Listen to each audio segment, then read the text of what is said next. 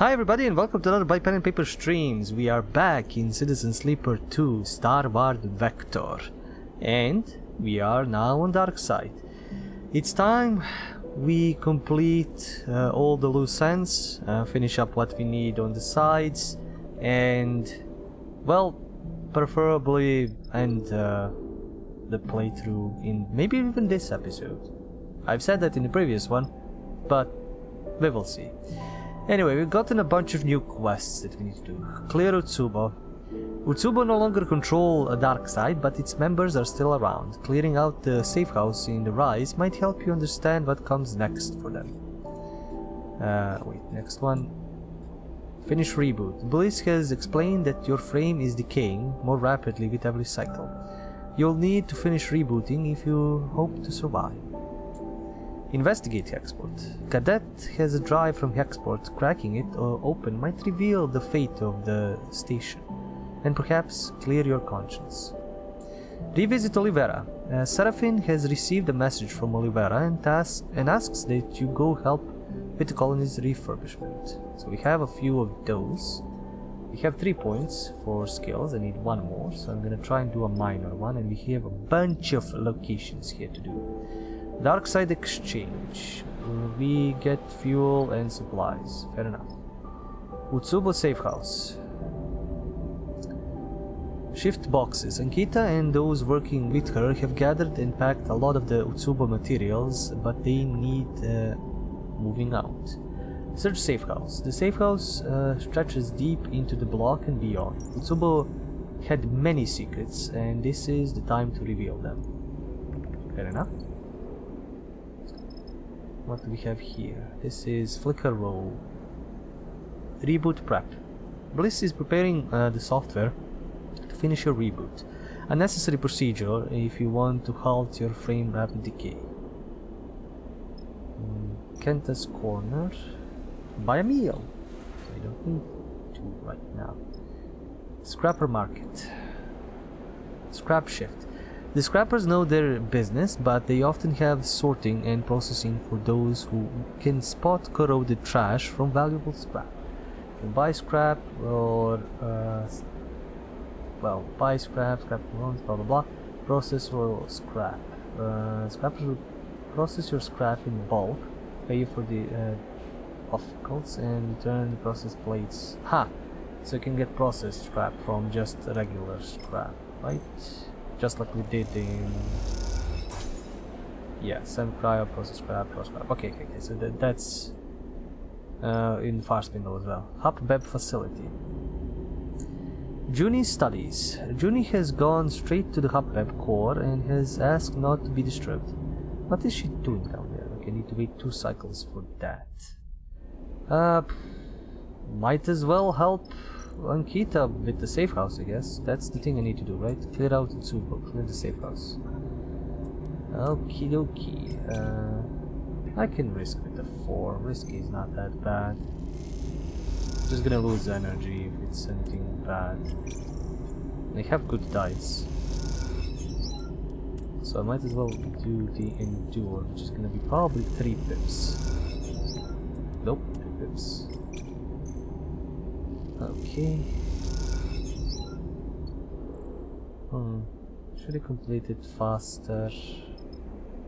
I think wait, there's nothing else you can do except maybe this crap shift, but that's that's nothing major. Everything else is just wait. Oh wait. There's another.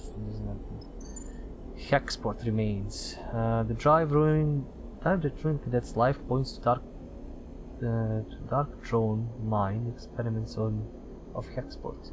The only answers will be found in the means of the station. Okay, I don't have payment assignment, investigate.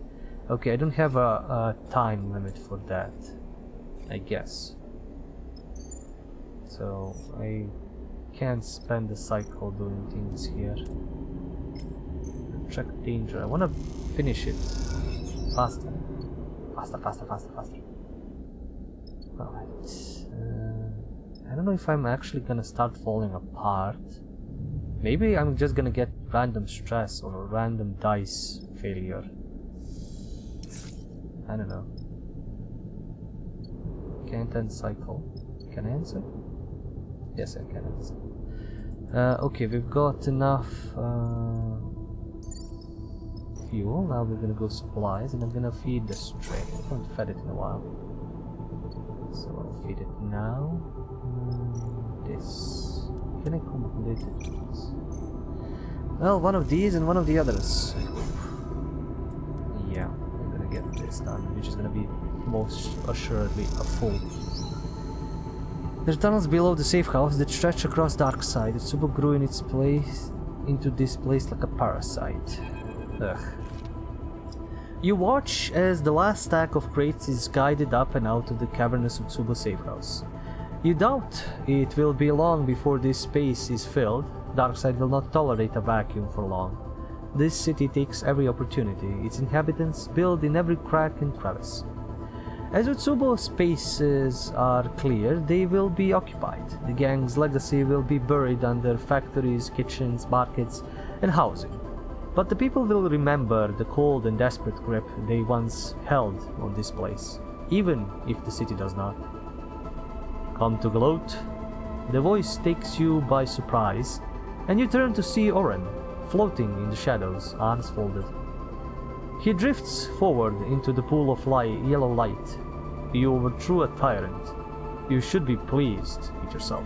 His tone is flat, and you are unsure how to read his statement. It wasn't just me. Many people did this. I suppose. Oren eyes you. But from what I heard, you burned those pale eyes out of his skull. He smiles a thin smile. I imagine it was quite a sight. You don't recall the moment of Lane's death. In fact, the abstract nature of that moment, almost dreamlike, means you had almost forgotten. Now you tense a little as his scream comes back to you. A screech of white noise bathed in white light. Oren is still watching you. He almost would have respected you for actually doing it. Oren inspects his knuckles. If he could have respected a creature like you. What do you want? Oren grins. Just to satisfy my curiosity. I came here to clear out the old disease, just like you. Oren gestures the space. Utsubo had to go, and I came here to be part of that process. You can't burn everyone you don't like out of this place, I'm afraid. Oren folds his arms. This is our home, whether you like it or not. I didn't like Lane. It's hard to imagine anyone did. He saw dark side for the opportunity it was, and woke Utsubo from its slumber. He turned the gang into administration, and the city into a machine. He was too erratic for my taste, perhaps, but he held this place, shaped it into something. I see that you have no intention of doing the same. So, what will happen now? Oren meets your eye. You have created a space that must be filled. Will you take responsibility for that at least?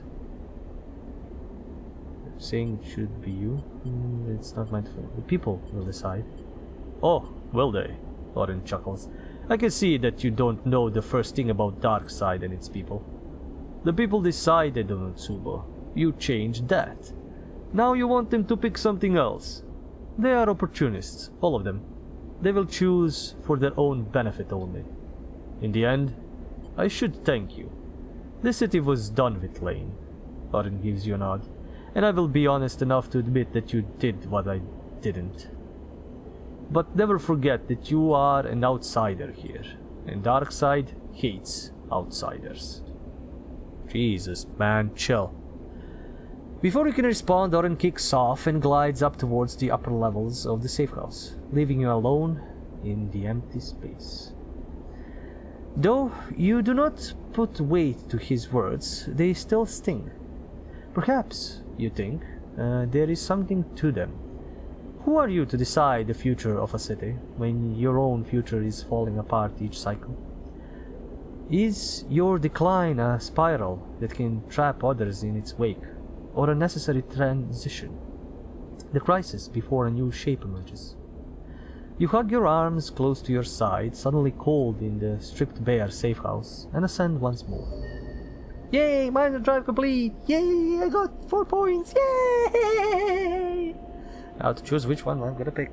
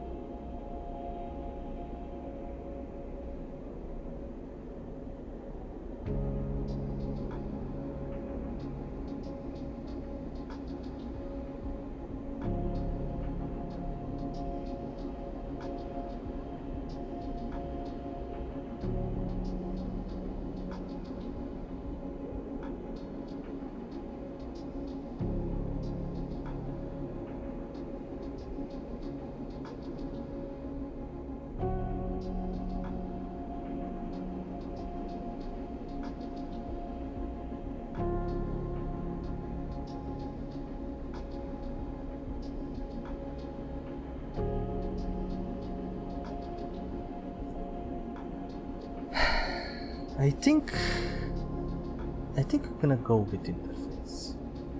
I think that's something I wanted to go before.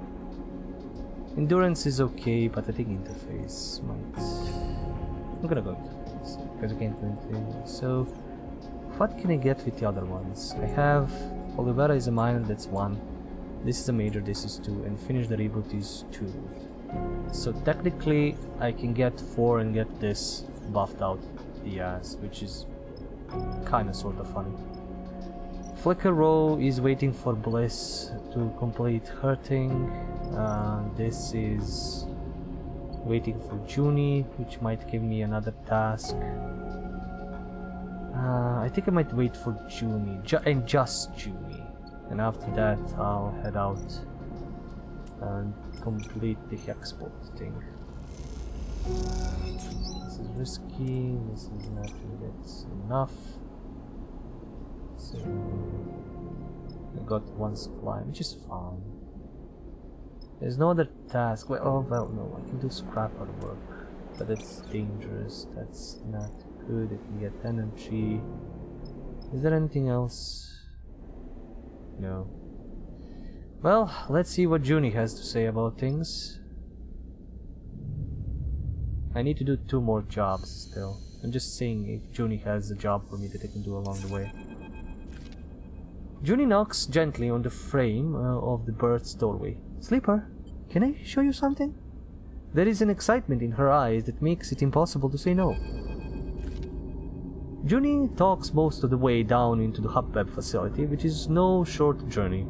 She explains the scale of the data hidden within the station's mainframe, but also the issues with extracting it. When the hubweb was first expanded, when it became darkside after the collapse, no one gave much thought to preserving the existing network architecture. She guides you through the substructure, picking a route through the maze of shuttered passages. They parasited their tech directly into the existing systems, so now, thousands of cycles later, the 2 networks are totally enmeshed and dependent on each other. Junie takes a series of sudden turns, and you realize this is a very familiar route to her now. And messing with the Solheim network means messing with the systems that keep this city going. She leads you down a long corridor, one you recognize as leading directly to the core. Let her explain. I hope you haven't been messing with them. Let her explain. This meshing is not a good thing, she shakes her head. It makes Darkseid brittle, fragile even. This place is on more of a knife edge than anyone would believe. You look around, certainly the underside you are now traveling through looks cycles away from collapse. But all the data we've been extracting, that I've been archiving, Junie continues, it could help us here. It could help us clean up the hubweb systems, and we could turn this place into an archive, so that others could come and learn more about the ruins Solheim left us. What is in all this data? What is in all this data? Anything you can imagine. Everything from corporate message records to blueprints and maps. She shakes her head. It's too much for me to process or understand, but thanks to our visit to the bunker, I have a plan, and something that will help me. You arrive at the doors, to the mainframe and Junie suddenly stops. I spoke to Bliss. They told me... She pauses. I'm sorry, Sleeper. I know you have a lot to deal with right now. It's a lot... It's a lot to process. Junie nods. If you ever want to talk... She trails off. Junie hits a button and the door hiss open. You both glide into the mainframe, its columns studded with the blinking lights of active traffic. I got the idea from you, actually. Well, from you and Overseer. Junie glides over to the mainframe. You look at the mainframe and you see now that it is surrounded by new terminals and wiring. Some kind of external access network Junie has set up. I've had to beg, borrow, and steal to get this going, but now we have safe access into the network. It's low risk. She moves over to the... moves over one of the terminals. It's not quite finished, though. You recall the last time you were here. Lane, Overseer, the spear of white light, and then nothing. You wonder where Overseer is now, if they're anywhere at all. You remember how it felt, being dissolved into the network. The vestigious possibility of life without a body. Something flickers through the lights, a shimmer of movement, like a fish beneath water. Sleeper? Junie breaks your train of thought. Are you listening? There's a hyphen here missing. I was saying I need more data to finish preparing. She shrugs. I know. We've already extracted so much, but there is often so little of it that's unusable among the beat rot and corruption. Where from? Hellion Gate is the place to get data. Apart from here, it's the biggest pre-collapse facility in the belt, and its hostile conditions means a lot of it is untouched. If it's too much before you reboot, I get it. I just want to do something with everything we've managed to grab from the bunker and the wrecks. We pulled it from the dark. Let's expose it to the light. Junie turns back to face you. Well, this is what I wanted to show you. She looks away. I'm not sure I understand. It's very impressive. It will be when it's finished. She smiles. Thank you. Junie turns back to the terminal, and before long she is fully engrossed. You imagine she barely even remembers you're here. You leave Junie to her preparations and start your ascent to the streets of Darkside. Thoughts of Overseer flickering in the back of her mind. God damn it, another drive! Build Junie's archive. Minor. Junie is working on turning the Hubweb mainframe into the archive, but she needs a final cache of data from Hellion Gate or elsewhere. I think I kinda have already. I have grinded Hellion data for a long time. So that's 1, 3, 5, 6 for now. Damn! There's so much work to do after this. Oh, wait. We got supplies. That's good. Where is Junie? Didn't I get your location? Hubweb facility. That's supposed to be it. 6! Junie needs only 6 Solheim data. Damn it, woman, I don't even need to go to Hellion Gate. I got you covered. Got all the things you need. I got all of the Solheim data you could possibly need. Give Junie the data. Junie needs one final batch of Solheim data to complete her work on the mainframe and lay the foundations for her archive. Dude, I'm doing this so bitchingly fast. I'm mad. I'm the GOAT. Data given. Junie is thankful for the data. I have everything prepared. Just give me a moment. You have been waiting for what feels like a long time. Junie insists you can't help, so you find yourself floating in the... I have interface better than yours. Yours +1. Mine is +2. I think she has interface. She should have interface. God damn it, my eye. Okay. Junie insists you can't help, so you find yourself floating in the baking heat of the Hubweb mainframe, while she taps away at her terminal. I hope she's not wearing all of that in the baking heat of the mainframe. Jesus, she would melt in her clothes. As you do, you can't help but shake the feeling of a presence nearby, one that you are coming to understand as some remnant of Overseer. You don't know if Overseer was ever really a person, but now, with their many selves combined and dispersed, their consciousness expanding to fill the vast space of the Hubweb, and its networks, they surely aren't even close to human anymore. You think of them as a ghost, but perhaps now they are better understood as something less mournful. As a system, a process, a thing becoming, the entire station is their body. You can't help but wonder how that feels.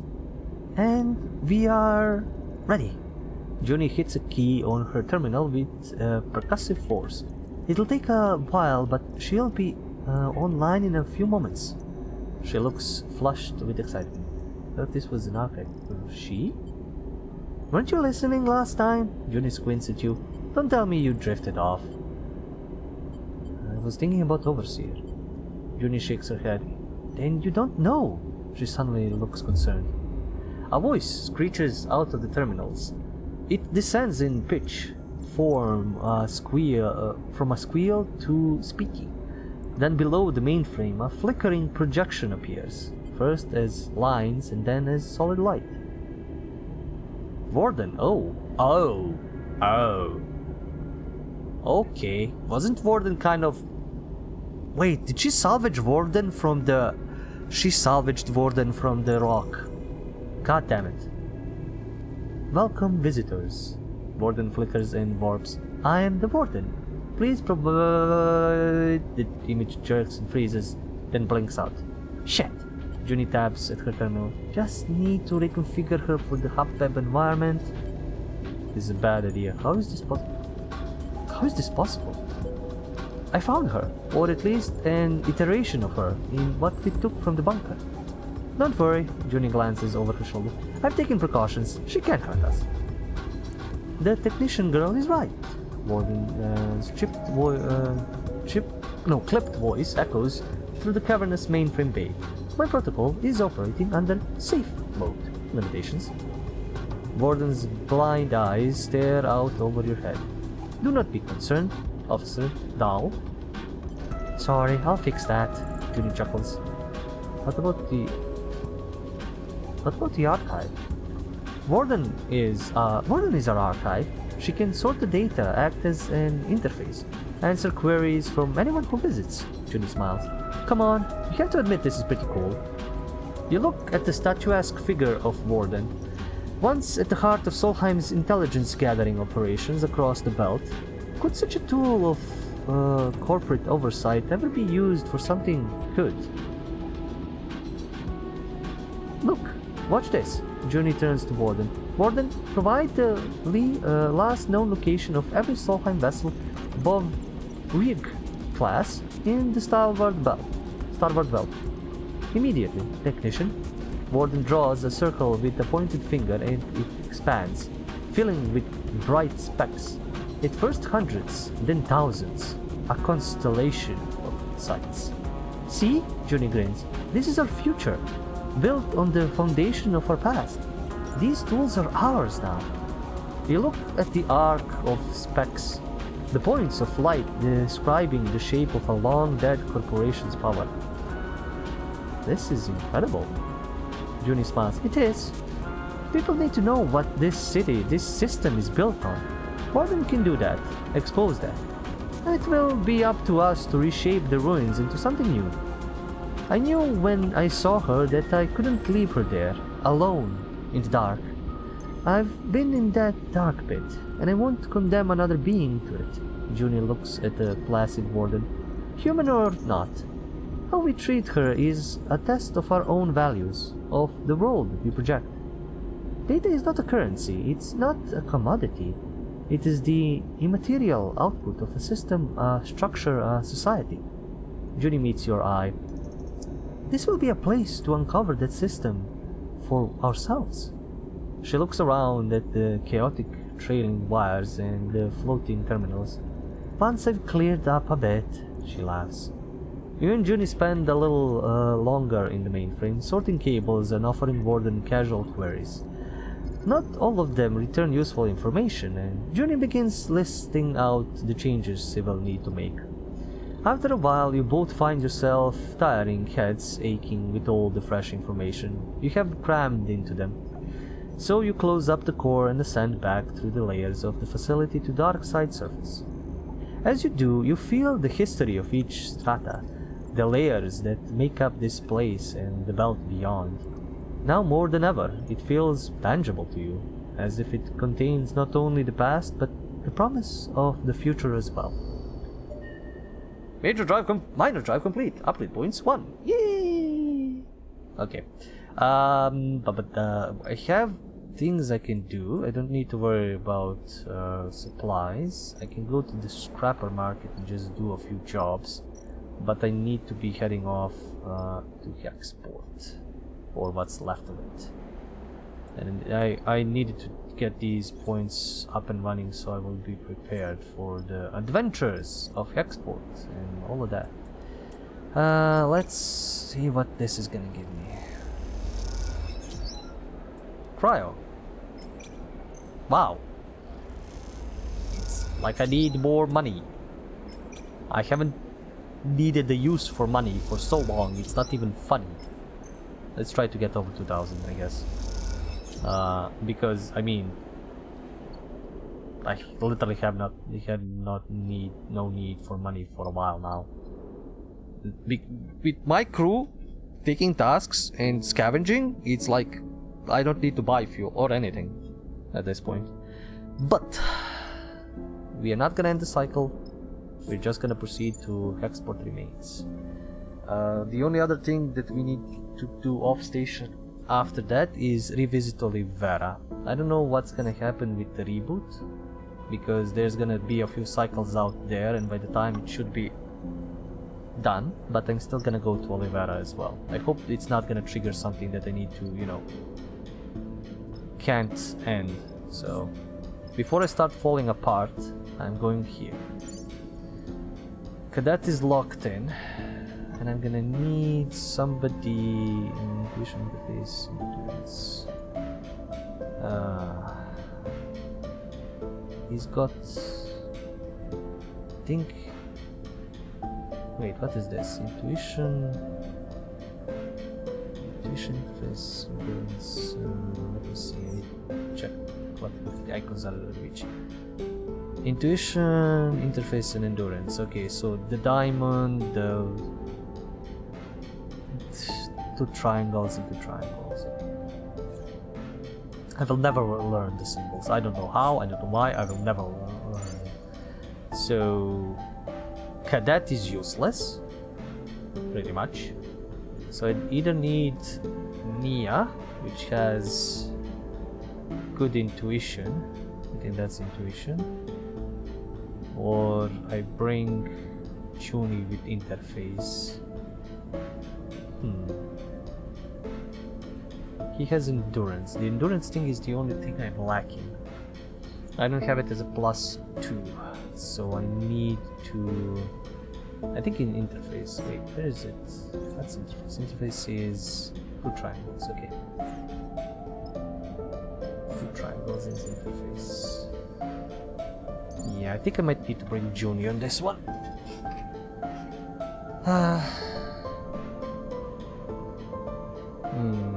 With a +1 interfacing. Yeah, I think this is gonna be, and we're gonna be risking a lot. But I need interfaces a lot.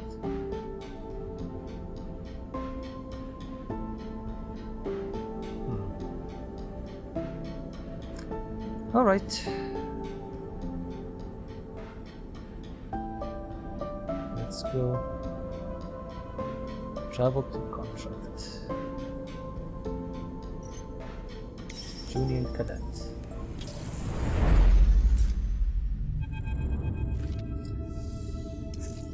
Oh wow. I mean, I'm bringing Junior also back to the place where this happened. And I have shit dice! Thank you, game! You feel in the moment you wake, a flicker at the edge of your perception, a sensation beyond your body. A blinking, a tugging, and then numbness as something shuts off with you. Oh wait, is this me losing... Wait, you feel a moment you wake, you flicker at the edge of perception, sensation beyond your body, a blinking, a tugging, and then numbness as something shuts off within you. The panic is instant, the fleeing of something not being right within you spiking your fear. But no pain comes, you feel no further shifts, and as time stretches out, you settle again. You calm yourself. You know immediately that this is what Bliss was referring to. Your frame's decline, the one the reboot should reverse. You flex a little, feel your body, try to ground yourself in it. It will not collapse this cycle, but something has changed. Am I getting glitches? This is how it will be until the reboot. You hope you have long enough to finish what you must. You begin the cycle slowly, holding the pieces of yourself together. You try not to let your thoughts wander to darker things, and fix your eyes on the tasks ahead. The belt drifts past the window, following the flow of its own, expanding, collapsing, shifting in its own way. People say it is drifting away, getting further from Hellion Star, that one day it will drift out of the system altogether, into interstellar space. You find a strange solace in that. Somehow knowing that entropy is the way of the universe makes your own decline palatable, at least for a little longer. Oh, that's a red glitch. That's not good. Oh, I'm fucked. As the rig drew closer to Hexport, the crew became silent, now staring out at what is left of what was once a thriving station. You feel empty. The full extent of the damage is impossible to ignore. Grim. Seraphine shakes his head. It doesn't feel like we were here that long ago, he sighs. And now, this is what's left. You look at the clouds of scattered debris, the layers of the station torn open to the void. This is a reminder of how close the war and the unseen atrocities of the inner system are to shifting into the belt. I think that's wrong. I don't like digging around in a place like this, Seraphine turns to you. Let's be quick about it. We need to know what happened. Seraphine nods. Looking at this place, I'm not sure that's going to be possible. You look out at the gutted station. It's hard to know where you might start among all that debris. You head to the airlock to suit up and get ready. You ready for this? Cadet catches up with you in the passageway. This place is already giving me the creeps. I'm ready. Cadet nods. If there are answers to be found, we'll find them. What a waste. Junie is getting ready to go out with you. The belt only has a few stations left like this. Cadet takes a suit from the locker. Seraphine said the radiation is lower than expected, but still too high for prolonged exposure. The suit should keep most of it off us, but we can't take long out there. And I got shit dice. The stress on the suits and the rig, she sighs. We'll be forced to leave in 3 cycles. Cadet grabs the helmet. Not a moment more. Okay. You get ready too, your mind filled with the memories of Hexport. You hope that they will help you navigate this shattered ruin. But looking at what's left, you doubt it. Okay, this is not cool. This is not cool. Okay. You have gained a permanent glitch. A permanent glitch is represented in red on your glitch clock and will not be expended when rolling a glitch dice. You now have a chance of rolling a glitch dice every cycle. This cannot be fixed. Is that 1? I hope it's just 1 dice. Like, I hope it's just 1. Because if that increases, I'm in a world of pain and suffering. Oh, stress. Oh, fuck me. Suit stress. Radiation resistance. At least they rolled good dice, and Cadet is useless for this. God damn it. Fuck. I have shit dice. Okay, I gotta do this. What was this even? Ruined exchange. Search ruins. Most of Hexport has been ripped apart. Exploring it will be dangerous work, but what else? But how else to discover what happened? Hunt for data. Parts of the shattered station's network are active, driven by the fractured solar cells. Perhaps they hold some clues. Okay, I need this to be 3 pips or something like that. It seems like the station was ripped apart by multiple explosions. How is this possible? We will discover that in a moment. This is gonna go to 4, which is gonna go to 6, which is gonna de-stress me, which is good.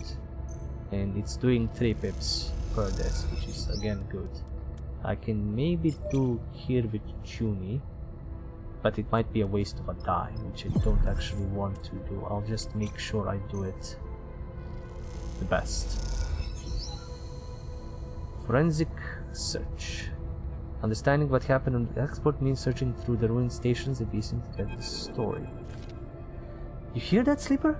Cadet stops among the debris outside the ruined exchange. The search so far has been thankless, a grim slog through endless debris. You're glad of the break. You stop floating in the dark and listen. There is a hissing on the open comm channel, a hissing you've grown used to. Now that you listen to it again, though, you notice something else in the noise. There is something different to it now, a texture, a modulation of tone. Is that? A voice. Cadet cuts in. Someone is speaking. Her eyes look wide through the faceplate of her suit. You listen carefully, and yes, perhaps there is a voice there, though it is quiet and distant. It could be a person speaking, or it could be some residual signal from an automated system, one that is slowly dying in this wasteland. You see Cadet moving around, testing the signal strength from different positions. It's coming from the direction of the docks. Her voice hisses, though the comms layering over the broadcast. Are we sure it's worth checking out? A survivor? Cadet meets your eyes, both of you hoping this might be true. It's probably just a comms echo. Seraphine voice cuts in over the comms. We can't go chasing ghosts, not with so little time left. The rig can't sit out here getting cooked by radiation, and neither can you. Seraphine's voice distorts and shifts. You should move to the epicenter, where Factory Row used to be. That's where this all went down. Cadet looks at you, and you know she wants to chase the signal to the docks. She wants there to be someone there, calling out to you. You look over towards the remains of Factory Row. The epicenter, as Seraphine called it. It is now a cloud of debris and fragments of base, a shadow of what it once was. For the first time in a long time, you think of Karsten. You look back at the remains of the docks, a few warning lights and systems still flickering away in the ruins. With not much time left, you have a choice about where to focus your efforts. New location discovered. New location discovered at the center. Yeah, so navigate debris. The debris itself is most useful clue here, and searching through it might yield results. Map explosion. Looking at the debris patterns and the remaining sections of the station should indicate the nature of the explosion in theory. Blast analysis. Factory Row was obliterated in the blast, but what was the cause and type of explosion? Okay, I didn't think I was gonna have 2 of these, so this might be a slight issue. So wait, this is the ruined docks, and this is the ruined docks. Traced broadcast. The broadcast must have a source. By tracing the hardware it used, it might be possible to locate. Search for survivors. The voice on the broadcast must be a survivor. The signal came from the docks, so the search starts here. Dark trails. The ghostly broadcast came from the docks. Is someone hiding out here? Okay, so Junie can help with this, that's for sure. But she can't help with any of these. So Junie is definitely gonna be doing this, even though she has shit dice. The risky is not gonna be too much trouble. Yeah. Nothing works, but still something at least. And risky I can do as well, without much worry, I think. Well, some worry. She can do navigating the debris, that's for sure. Among the debris there is dark black shards, easily recognizable pieces of convoy drone hull. I can risk it with this, even though it's dangerous. She might just get stress on herself. Yeah, stress on self is alright. At least I can use her dice. Stress on others is not so good. So I can still do this. And only the negative gives stress to me. Right. Should I risk it? I think I should. Come on, neutral. Okay, good, good. Oof, Jesus, I'm clenching my butt here again.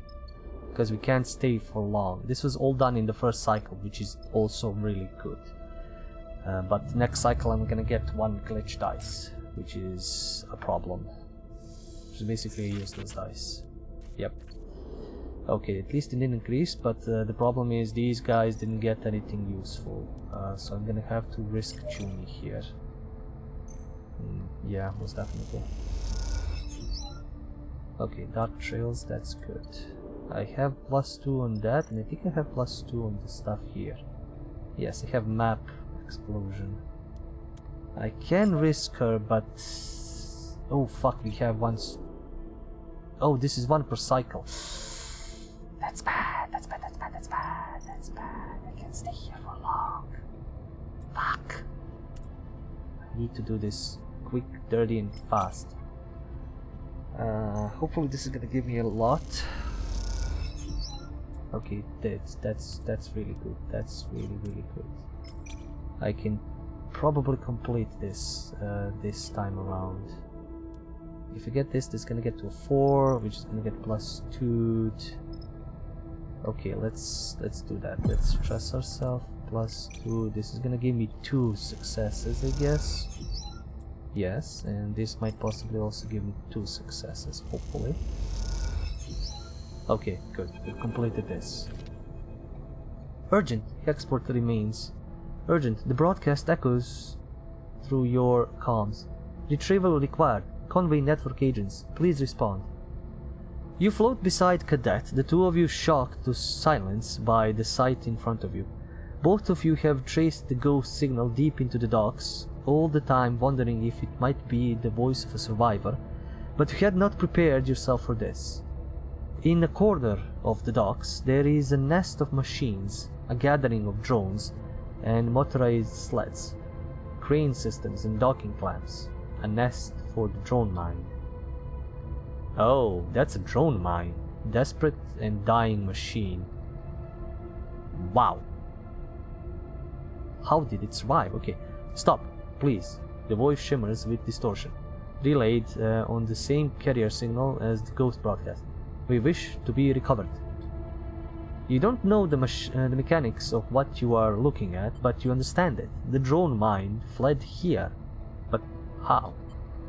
You exchange a look with Cadet, and she seems unsure of what to do. You switch your comms channel to the broadcast signal. What happened here? Unverified access. Unable to resist. Requesting recovery.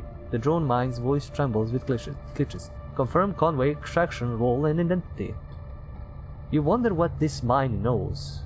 Is it just an interface designed to speak between humans and drones, with the recognizable cadence of intelligent speech, or is it a thinking machine? You hear a click as Cadet switches to a private channel. This thing is a weapon. Her voice is flat, unemotional. We should be careful what we say here. Confirm Conway extraction role and identity. The drone mine intones. Please.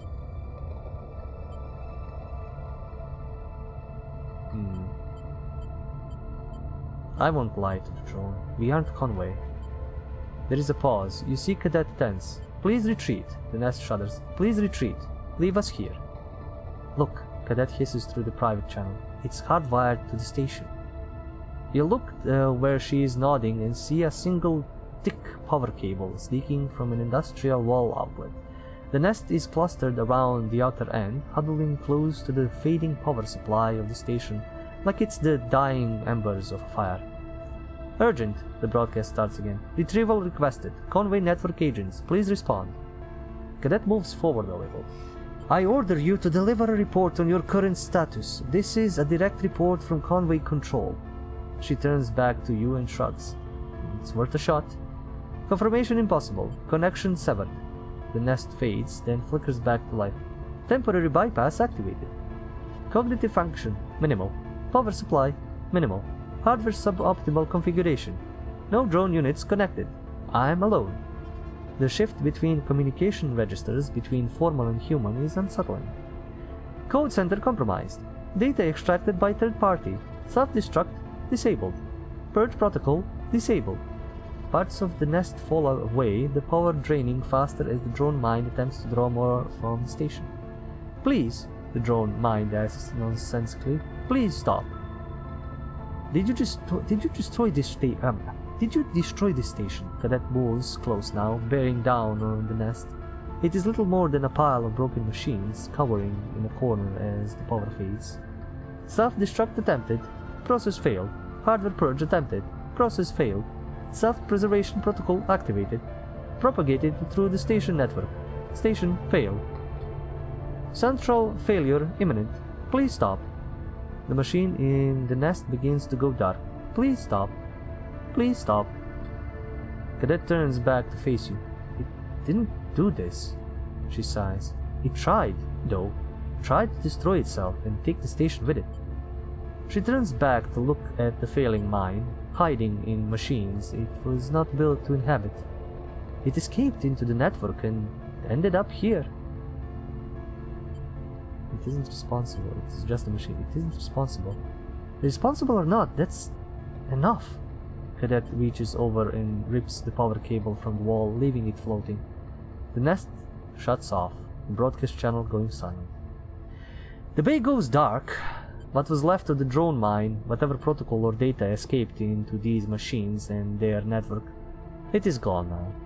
There is no hardware left to hold it. Come on. Cadet glides out of the room, leaving you among the dead machines. Okay, we have brain scratch. Meet the drone mine. Oh, that's the achievement. Well, I have the epicenter to work on, which is gonna be fun because it is engagement and that's -2, so I need to work on the lower thing, which is not that great. Okay, blast analysis. I can try this. Yeah, it's glitched. I'm fucked. Alright, I have one more cycle and that's gonna sting. So let's try it again. This task isn't complete. I still need to complete the cycle. Or tasks or everything. Okay, one glitch dice and a bunch of shitty dice. Is there a risky thing that other guys can do? No. I can risk her. Or I can risk myself. I can still push myself, which is gonna be fine. I'm gonna go to a 4, which is gonna be this, and I might be able to finish it in the next one. I might be risking things. Okay, I'm definitely risking things. 5. Oof. It's a risky, so it's not gonna trigger anything bad. It's just gonna waste my dice. Okay. Okay, it's a risky task. I forgot that it was just a risky. It's not dangerous. Debris tells the story of Hexport demise. You need to know how to listen. You float in the pieces of what was once factory row. There is little way to see what these pieces once were, scattered and scorched as they are.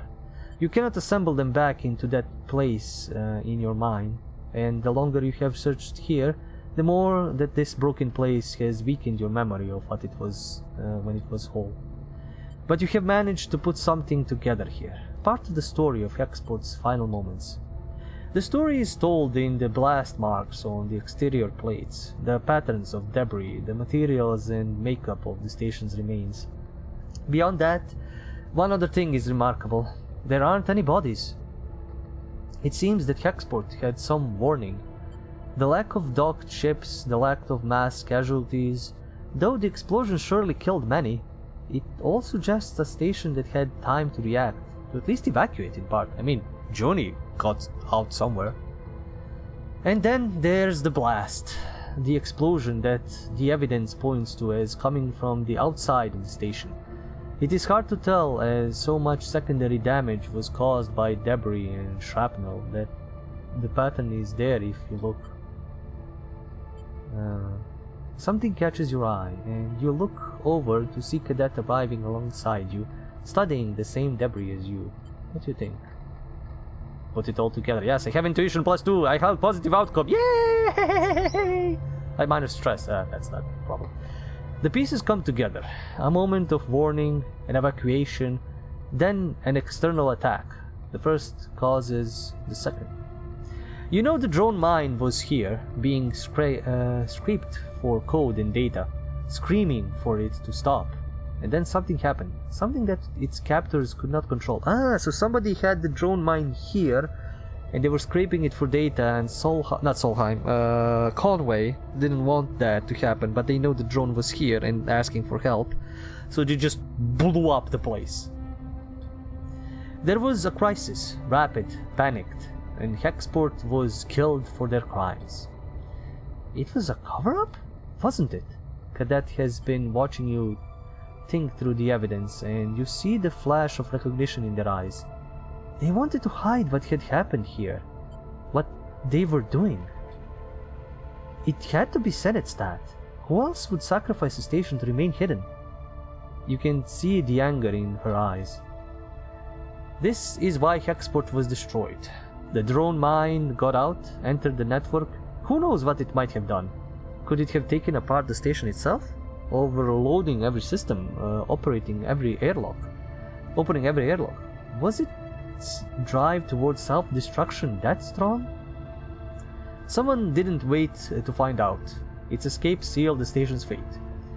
In the end, there is only one conclusion. Those who brought the drone mine to Hexport, who dug into its code and systems while it was alive, they ended the station. The logic is cruel and cold, the kind that the vacuum of Hellion system allows. You find no comfort in knowing the truth. And I find no comfort in my voice dying, so let me pour some liquids to lube my voice. I should have done this before the episode, but I forgot.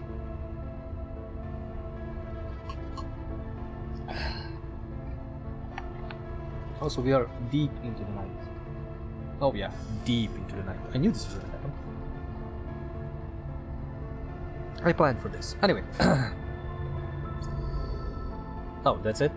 We're done? Wow, I didn't even know that was the last point. Visit the Hexport remains. Well, we don't need to stay here and get fried, so we can just leave now, I think. Investigate Hexport. Visit the Hexport remains. Is this, if I click, is this ending it? Contract concluded. You can now travel back to hub. Once you leave, you will not be able to return. Yeah, I don't see anything else. Hexport is a pile of dust, and these are the only parts, the only 2 hexes remaining. Yeah, let's leave. I don't want to accidentally fail the contract by staying here another turn like I did one time. There is not much to celebrate on your return from the remains of Hexport, but you are glad to be back here all the same. There is something surprising in that Darkside is a haven, not a prison. The slowly occurring idea of its overgrown city as a home. As you have seen in Hexport, stability cannot be taken for granted, not anywhere in the belt, but Darkside has a solidity and life that feels like it might endure. Cadet catches up with you. We need to talk. She looks around. But not here. Come, I have something I want to show you. Jesus, people are constantly showing me stuff. Bliss. Bliss has been in touch, Sleeper. Seraphine turns and looks over his shoulder as soon as you enter the cockpit. He is sitting in the pilot seat, running diagnostics on the console. They say they are ready for the reboot. Did they say anything else? You know, Bliss. Seraphine rolls his eyes low. They worry. He turns fully in his seat. How are you feeling? Rough, not bad, strong. That's what I like to hear. Seraphine smiles. I know the reboot needs to happen. Seraphine speaks slowly, carefully. And I know the risks. I can see all that. But I also know what happened last time. He pauses. And I don't want you to forget again. To lose all this. He gestures around the cockpit. Everything we've done. You'll still have it all. And that's what happened. Neither do I. Seraphine nods silently, unsure what to add. I'm not trying to scare you. I just needed to say that. If the reboot doesn't go how we want, I'll miss you. I'll miss all of this. I will too. If you remember, Seraphim laughs shakily at his own joke. Seraphim turns back to his pilot console. Whenever you are ready, we can go to Flicker Roll to Bliss. Seraphim pokes at the console in front of him. If you have things you want to do, wrap up first. I understand. I would too. Here, Seraphim tosses an object across the cockpit, and you catch it out of the air. Take that with you when you go to Bliss. It's good luck. You open your hand and see a familiar metal disc, a coin. Its engraving rubbed away to a little more than vague shapes and signs. Tala gave it to me. Now it's yours. You can't run from this forever, alright? He glances over his shoulder and smiles. We've done enough running away. He turns back to the console and returns to the diagnostics.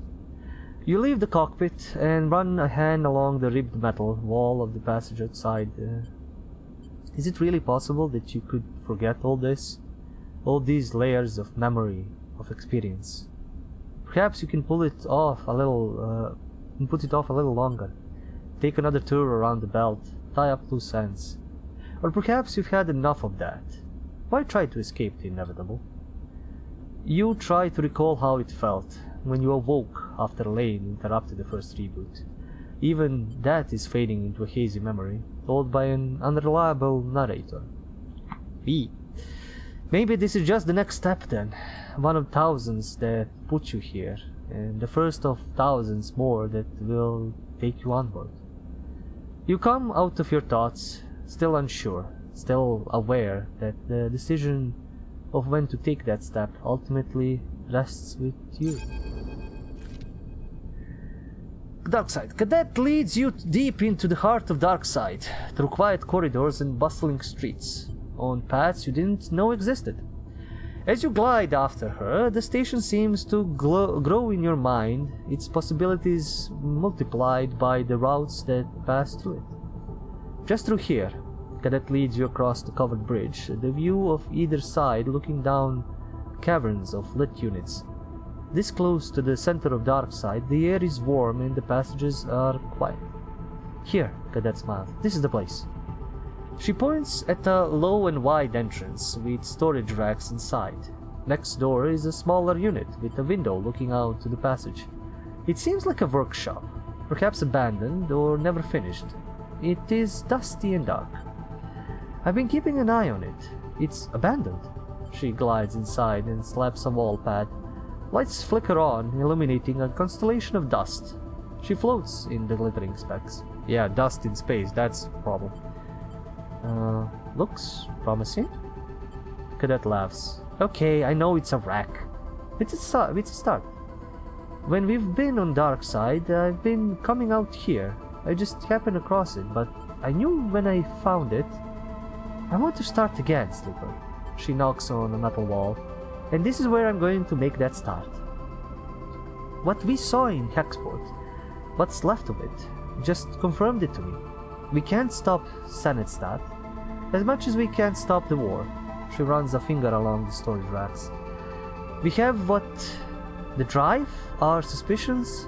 Sanetstadt is vast. How could we pin this on them, even if we wanted to?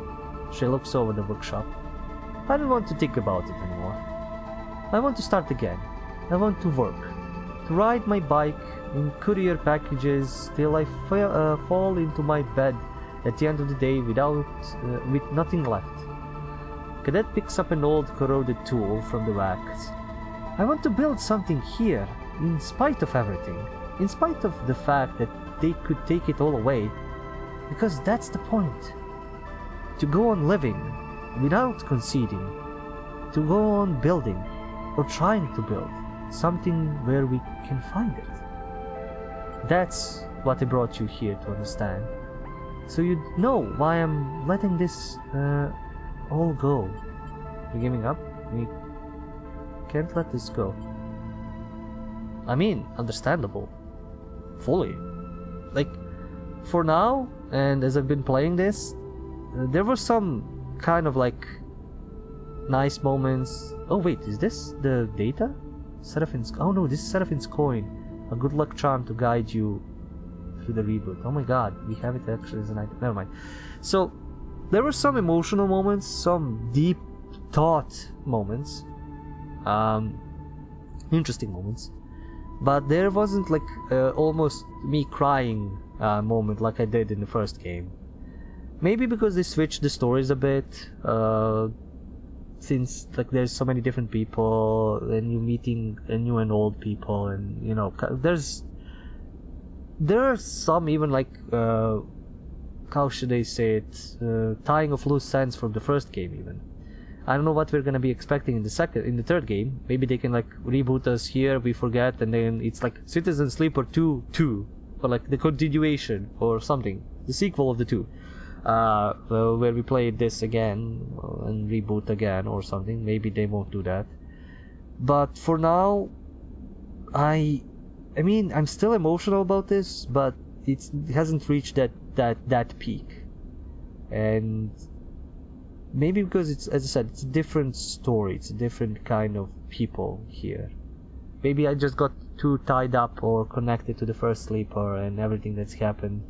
And kind of, honestly, the biggest issue that I had with the first Sleeper, and why I was so emotional at the end, is because everybody was leaving. And you had Tala leave to find her brother, but that's fine. Bliss left long before that. What was it? I forgot the name of the botanist on the Eye that left with the one that we found here now. I'm blanking on the names, I'm sorry. But two of them left. The refugees are fine, but you know, they all left. The only one who stayed with us was Peak.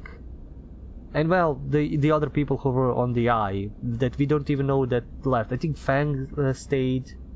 Fang stayed for sure. But the two couples that were in the gang, I don't know what happened to them. And yeah, I think that, well, and of course Lam and Mina. But the pain that I thought that they were gonna leave was greater than everybody else, and it kind of almost culminated in that story. I know I'm digressing here, we're in the middle of conversation, but it's important. So when I thought that they were leaving, that's the gut punch that I got, because I could understand everybody else leaving, but with us, with the Sleeper and Lam and Mina kind of almost building a family together, that would have been a big gut punch for them leaving. There is an option I read about. You can send them as well and then leave with them, but that wasn't the right choice, I think, still. And that was the emotional part of this. This is the most emotional, or like the most important emotional part, is that we are falling apart. We are still falling apart. The reboot is not complete. We are glitching out. We need to finish our loose ends, and we need to basically figure out what's gonna happen with the reboot, because the reboot could end us, could reset our memory, could free us. We don't know what's gonna happen. Nobody knows what's gonna happen. I don't know how even Seraphine got to idea of a reboot. Like, that's the biggest mystery that hasn't been solved and hasn't been talked about. Maybe Bliss is gonna tell us about it when we start the process. And that's the most emotional part and important part about this. The rest is, we don't know. And the rest is just tying loose ends, talking to people. And I fully understand Cadet. Like, they can chase this to the ends of the earth, or they can just, you know, leave it be and maybe start a new life. And that is fine. At least we're gonna be here, all of us here on Dark Side. The dark side of the moon. You're giving up? You can't let this go. I understand. You could do the same, you know? Cadet frowns. We don't have to beat ourselves senseless against the truth. My old life is gone. Clearing my name on the far spindle doesn't matter. The spindle jacks will have forgotten me. But this place? Cadet smiles. It doesn't know me at all. You know where the drive is, and what it contains. You know what happened at Hexport. Cadet's eyes shine in the workshop lights. Take it from me. It's yours now. I can't carry this anymore. I will. She nods. Thank you. My travels are over. If you need to find me, I will be here. Cadet smiles. Thank you for all you've done. I hope you can understand why I need to do this. She turns and disappears deeper into the workshop. Also Ankita left, also a bunch of other people left. Yeah, I keep forgetting. You cross the bridge again, dark side glowing on all sides. You think of the drive, buried deep in some compartment within the scatter yard's hub, filled with data worth destroying a station over. It is yours now. But you wonder as you cross back through the city, your mind racing, how can all this end well? Probably won't. New location discovered. Deal with the drive. Finish the reboot. Revisit Olivera. Well, we're gonna revisit Olivera. What is this? Cadet Couriers. A fresh start. Cadet is busy setting up her new courier service and trying to forget the path that brought her here. Huh. What will happen after that?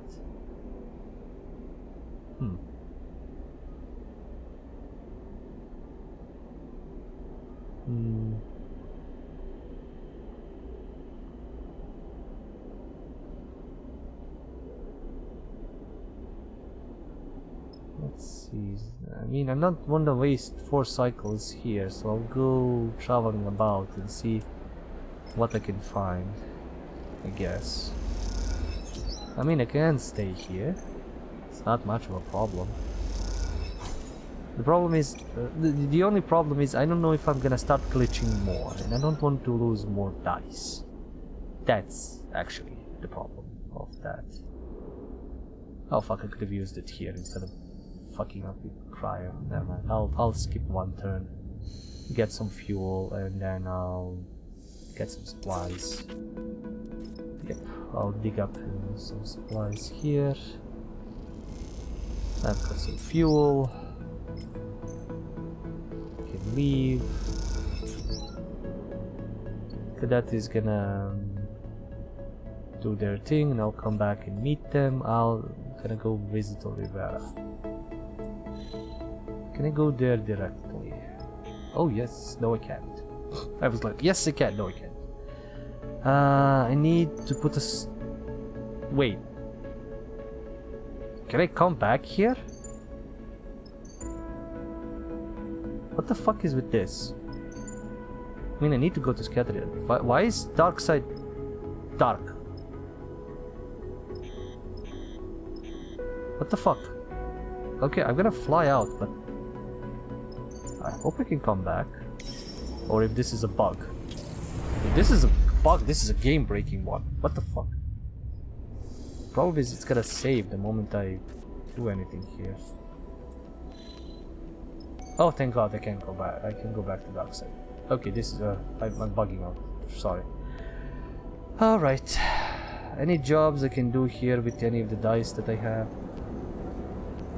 I can sell processed scrap, which is cool. Oh yeah, I can work on the signal ship.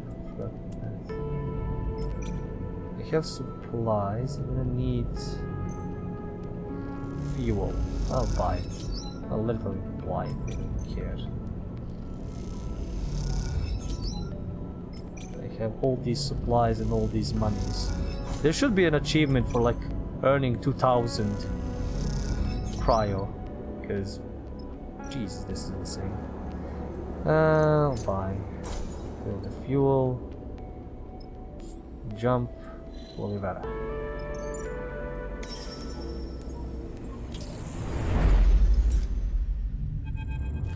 I want to complete these fuel loose ends before we leave on. Stop! A shadowed figure meets you in the docking tunnel. No saboteurs allowed! Hey kid. Seraphim glides forward and ruffles the figure's hair. Still playing, Sheriff? Nah, just bored, Xander grins. What are you two doing here? He glides alongside you and Seraphim as you drift through the tunnel. None of your business. Seraphine pushes past. No offense, kid, but you aren't actually the sheriff around here. You pass through the familiar doors and back into Olivera. A surprisingly pleasant feeling, oddly like coming home. You came! Candace is there in the docking concourse, waiting to greet you. I'm impressed. Seraphine's face immediately erupts into an uncontainable smile. Candace! He turns to you. You two remember each other? Sleeper, save the colony. Candace's deadpan answer seems intended to cover for Seraphine's awkwardness. Yeah, I remember them. The four of you descend down through the docking tower together and... Oh, we're here and that's the docking tower. And into Olivera itself. The colony looks much the same as when you left, though you pick up from Candace that changes are coming. Carmen's back, with a vengeance since Darkside. Candace smiles. He's all about expanding and improving the colony, which is why I asked you to come, Sarah. The nickname slips out but both Candace and Seraphine clock it and glance at you. God damn it, they're already on like the nicknames so much. Jesus, he either knew her from a while back or he worked really fast or getting to her. As you reach the core of the colony, you see the increased activity. There are more colonists than you remember, and they move back and forth with purpose, carrying crates and tools. They chatter less than usual. We need all the help we can get to sort the place out. Candace notices you watching the stream of freight and people. Carmen wants to do some kind of an event, an anniversary, I think. Honor the founders and all that. Gonna be a big party. Xander grins. Can't wait. So, Candace looks between you and Seraphine. What do you think? Up for some colony-mandated manual labor? He signs. Seraphine gives you a sideway glance, observing your response carefully. How could you say no? Yeah, how could I? Alright, rig, scrap piles, sorting here. Wow! How much is this? Sorting shift. In Olivera, the colonists are all take on useful jobs. Sorting through gathered scrap for useful building materials is one of those jobs. Olivera's independence. Olivera is a new colony and it's still establishing itself. It needs all the help it can get to grow and thrive. Stack shift. Working together to run the farm stacks is a job shared by many colonies. Everyone contributes and the colony makes sure they're fed. Where's the new colony? Okay, so I think this is all the same. This is all the old stuff. Refinery shift. Olivera is up a small hydrogen refinery, but it seems to run volunteers among the colonists. Okay, let's do this. Ugh. It's gonna suck, but oh, okay, just 2 even from this. I'm gonna stay here for a while, apparently, because I have a glitch dice and all that. Olivera's cantina. Yeah, I need to work here, engagement, but it's safe and... Well, I mean I can do this. It's safe, so nothing bad will happen and I can use a glitch dice for something. Yeah, even the bad one gives me 1 energy, which is good. This is a risky, so I can risk it with this, and with a negative outcome I can get, you know, minus energy, which is fine. Yeah, this is good. This is good. We can work here. Scavenge fuel, we don't need supplies. And yeah, I was gonna check and cadet left our squad. Well, we can get and lose people along the way. There were multiple... Oh, god damn it, really? Really? 2 1s? 2 1s? Really? Ah, for fuck's sakes. Like, this is just... fucking sucky. Because I can't really use it on this. I don't want to do a dangerous job. That kind of shit dice. And this is only +1. So basically can't do these shitty dice. Yeah, 50-50. Fuck that. Well, it's a risky, so it just lowers 1 energy, I think, on a negative. So 50-50 is still something. Okay, I'll use it. Because it got a good energy boost, which is okay. Next cycle. Hopefully not any more glitches. Hopefully I just got 1 glitch. 1 permanent glitch, not more. Yay. And I'm still rolling 20% chance sometimes. Okay, 1 energy, that is good. I can still work here. And this is gonna be dangerous, but that's fine. Neutral is still a good one. And maybe energy loss. Yeah. Slight energy loss, which is okay. And we can do this just for shits and giggles. It's still a plus. It's still a 6. You know. Oh, and I get some energy back. That's actually good. That is actually good. I could have actually maybe gotten... okay, plus 2. So wait, this is gonna give me 1, and this is gonna give me 2, which is gonna be actually enough for me to upgrade endurance even to max, which is fine. I don't want to do any of this, but I'll risk it. I'm not getting stressed, that's the most important thing. I can sacrifice energy. Energy is not big or much of a problem. Okay, we have completed. The past cycles in Olivera have been busy enough to take your mind off most things. All the heavy lifting and manual work has been a welcome distraction from the looming specter of the second reboot. And the good mood of the others has been infectious. Seraphine has been almost annoyingly upbeat, his relationship with Candence the worst kept secret in the colony. But working alongside them, it's hard to ignore the deep feelings for each other. This is a nice story. This is a much happier story. Xander has been happy because he has something new to rib Candence about, and Seraphine, with his self-serious manner, is an easy target for pranks and teasing. Xander also hasn't been able to stop talking about the party, which is already seemed to have decided will be one of the highlights of his youth. Also, I mean, Flint is back. They can probably talk to them. But now, finally, the cycle of the party has arrived. The canteen is done up with hanging light strips waving gently in the asteroid's microgravity. The strips themselves salvaged from the emergency lighting of wrecked starships. With the work stopped and all the colonists yet to arrive, you find the reboot filling your mind once again, growing like a shadow. Something on your mind there? The voice takes you by surprise. Colonist. Oh, just a random dude. Pragmatic elder.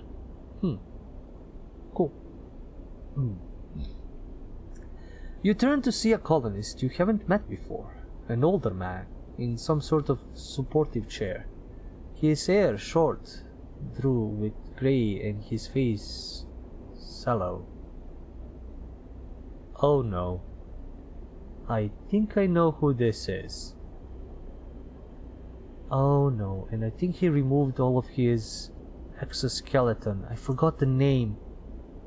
The dude that was actually leading all the refugees from the singing whatever. This must be him. Wait, I need to check. I need to check again. Citizen Sleeper Caps.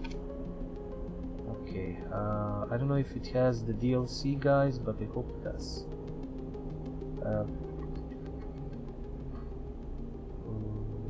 What is his name? No, Ashton is the other guy. Yeah, the guy died. Tremiki, is this? And Peak is the one who stayed with us. Peter is the bastard. Memphis, who's the guy? Rico was the botanist on the eye. And what is the other one? I think I saw Aki is the one who met her here. Where is the guy? No, he was... Look? No.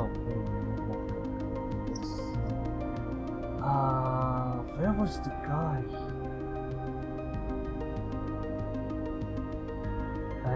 I need to remember. I think that's him. Just need to find him in this collection. Saul. Saul. This is Saul. This must be Saul. Yeah, it's the same blue eyes, the same kind of beard. The hair is grey. And yeah, he doesn't have his exoskeleton, which I think helped him walk. This is Saul. Oh my god.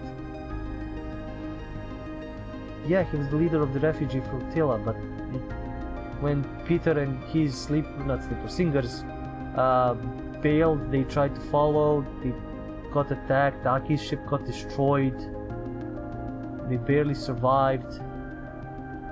Oh my god, I can't believe I'm meeting him again. Oh Jesus, this is Saul. This is definitely Saul.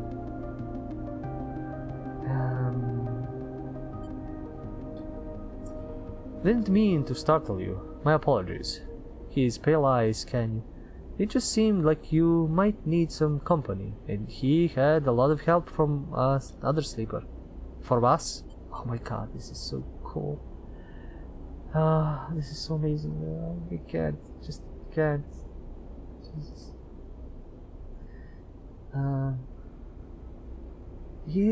There is a strange look in his eyes that you can't quite place. He is looking at you like you have met many times before, but you have never seen him before in your life. Yep, this is all. Looks beautiful, doesn't it? He gestures to the canteen with its hanging lights, his chair propelling him forward with little puffs of air. The young people did such a good job. Warms my heart to see it like this. Never thought this rock would ever be a home. He'll look sideways at you. Have we met? Us? He shakes his head. No, sorry. If I'm being a bit too familiar.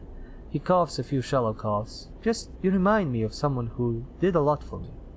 The other sleeper? Us? Yes, this is Saul. But let's not chat about me. I want to know about you. He turns his chair a little. What's eating you? The way you were staring at those light strips. It was like they were about to leap down and strangle you.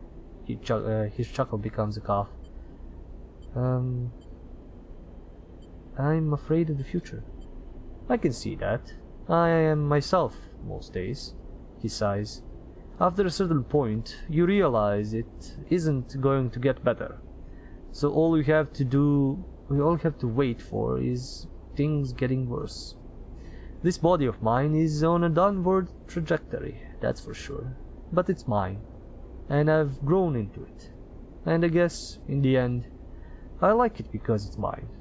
And it'll carry me all the way to the end.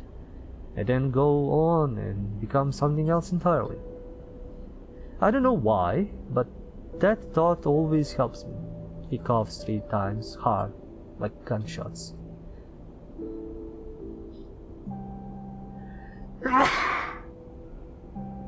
And I sneezed, hard, like gunshots. The colonist squints at you. Sorry, I'm not good with reassuring people. I just remember that. He smiles, but I do like chatting. He looks back at the light strips. Really lovely, isn't it? Just beautiful. You look back at the light strips now, as the hum of the people arriving filters into the canteen. There is something in the air, anticipation, the sense of a rare moment passing through.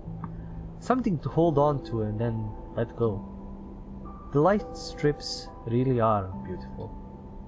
When you turn back to the old colonist to agree with him, he is already gone.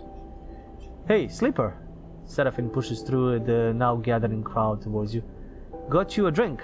He offers a pouch of some amber liquid. Hey! Candace comes up alongside you and hugs you with one arm. I wondered where you were hiding. She smiles warmly at you with her infectious smile. You think about mentioning the old colonist to her, asking her about him, but Seraphin hushes the two of you. Carmen is about to start. You follow Seraphin's eyes to the front of the canteen, where above the heads of the now quite large crowd of colonists, Carmen floats, surveying the room.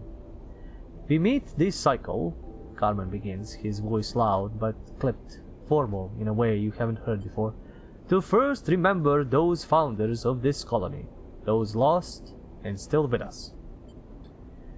I will never forget the distress call that brought me here, to the wreck of the Pilgrim Seed. So that's the wreck. I didn't notice it. Jesus fuck. They've built out the Pilgrim Seed to even house even more and more people, and took a lot of people from the Eye when the flux was coming. I will never forget the scenes that greeted me, and I know some of you were there too. A rumble of acknowledgement moves through the crowd. But I also know that many of you weren't, that many of you came here to take refuge from other troubles, and I would like you to be able to remember too. You glance at Candace, her eyes fixed with incredible intensity on Carmen. They look wet in the glow of the light strips. There were thousands of refugees on the Pilgrim Seed, and too many, far too many, were lost. Those from Ember's Step, Ember's Song, Ember's Heart. Those from the Three Sisters, from Erlin's Eye. Erlin's Eye as well.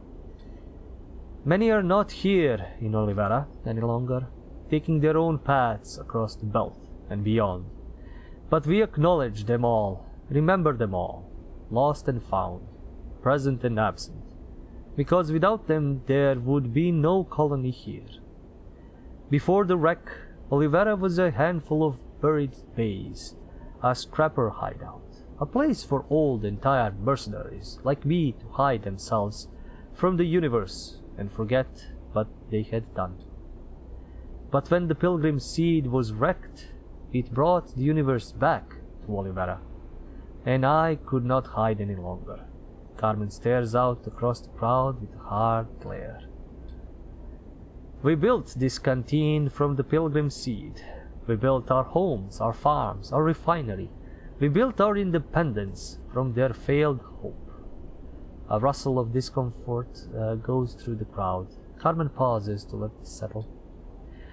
We should not be ashamed we should not be ashamed or afraid of this. We will remember this gift. We will build on it.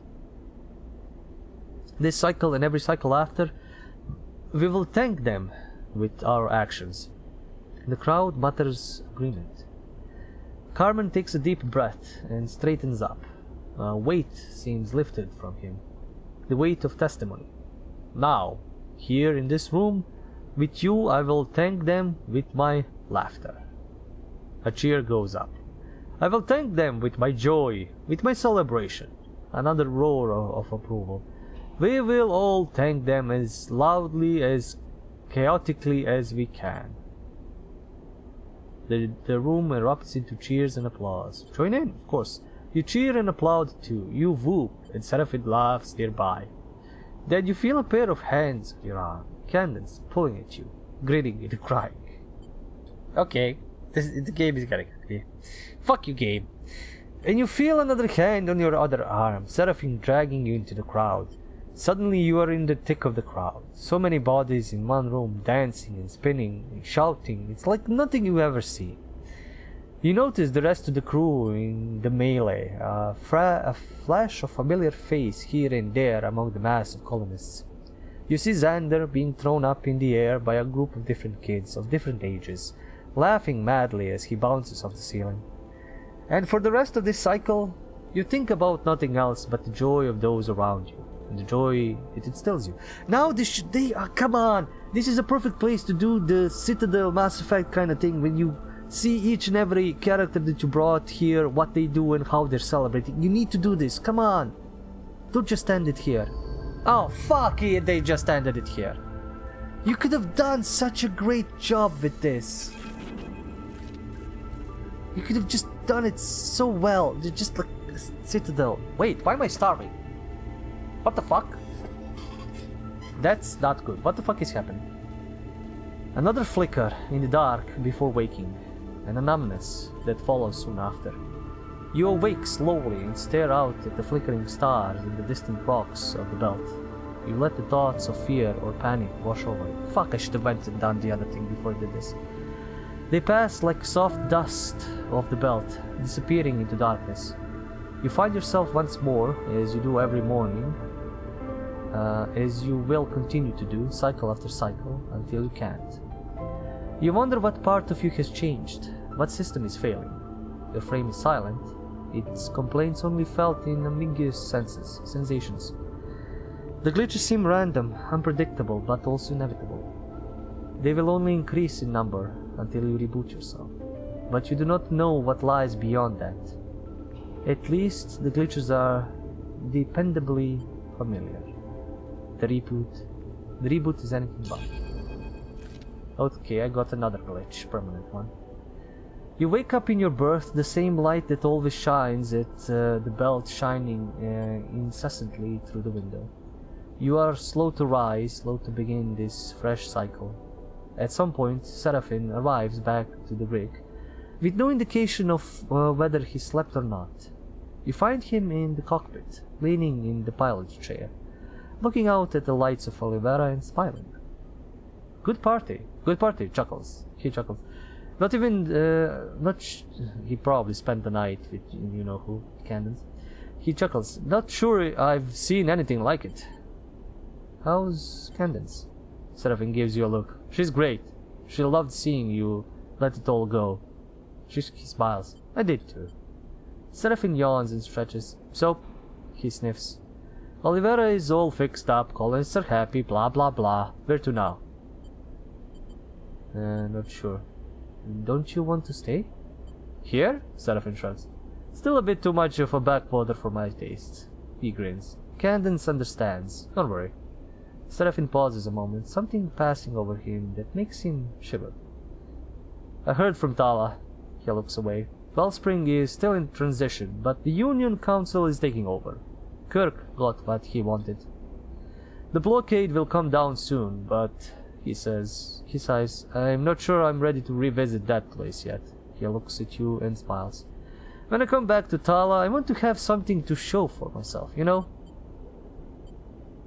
I get it. Family. He shrugs. Maybe once the reboot is done, once the blockade is down, maybe we can visit them. Seraphim takes a breath.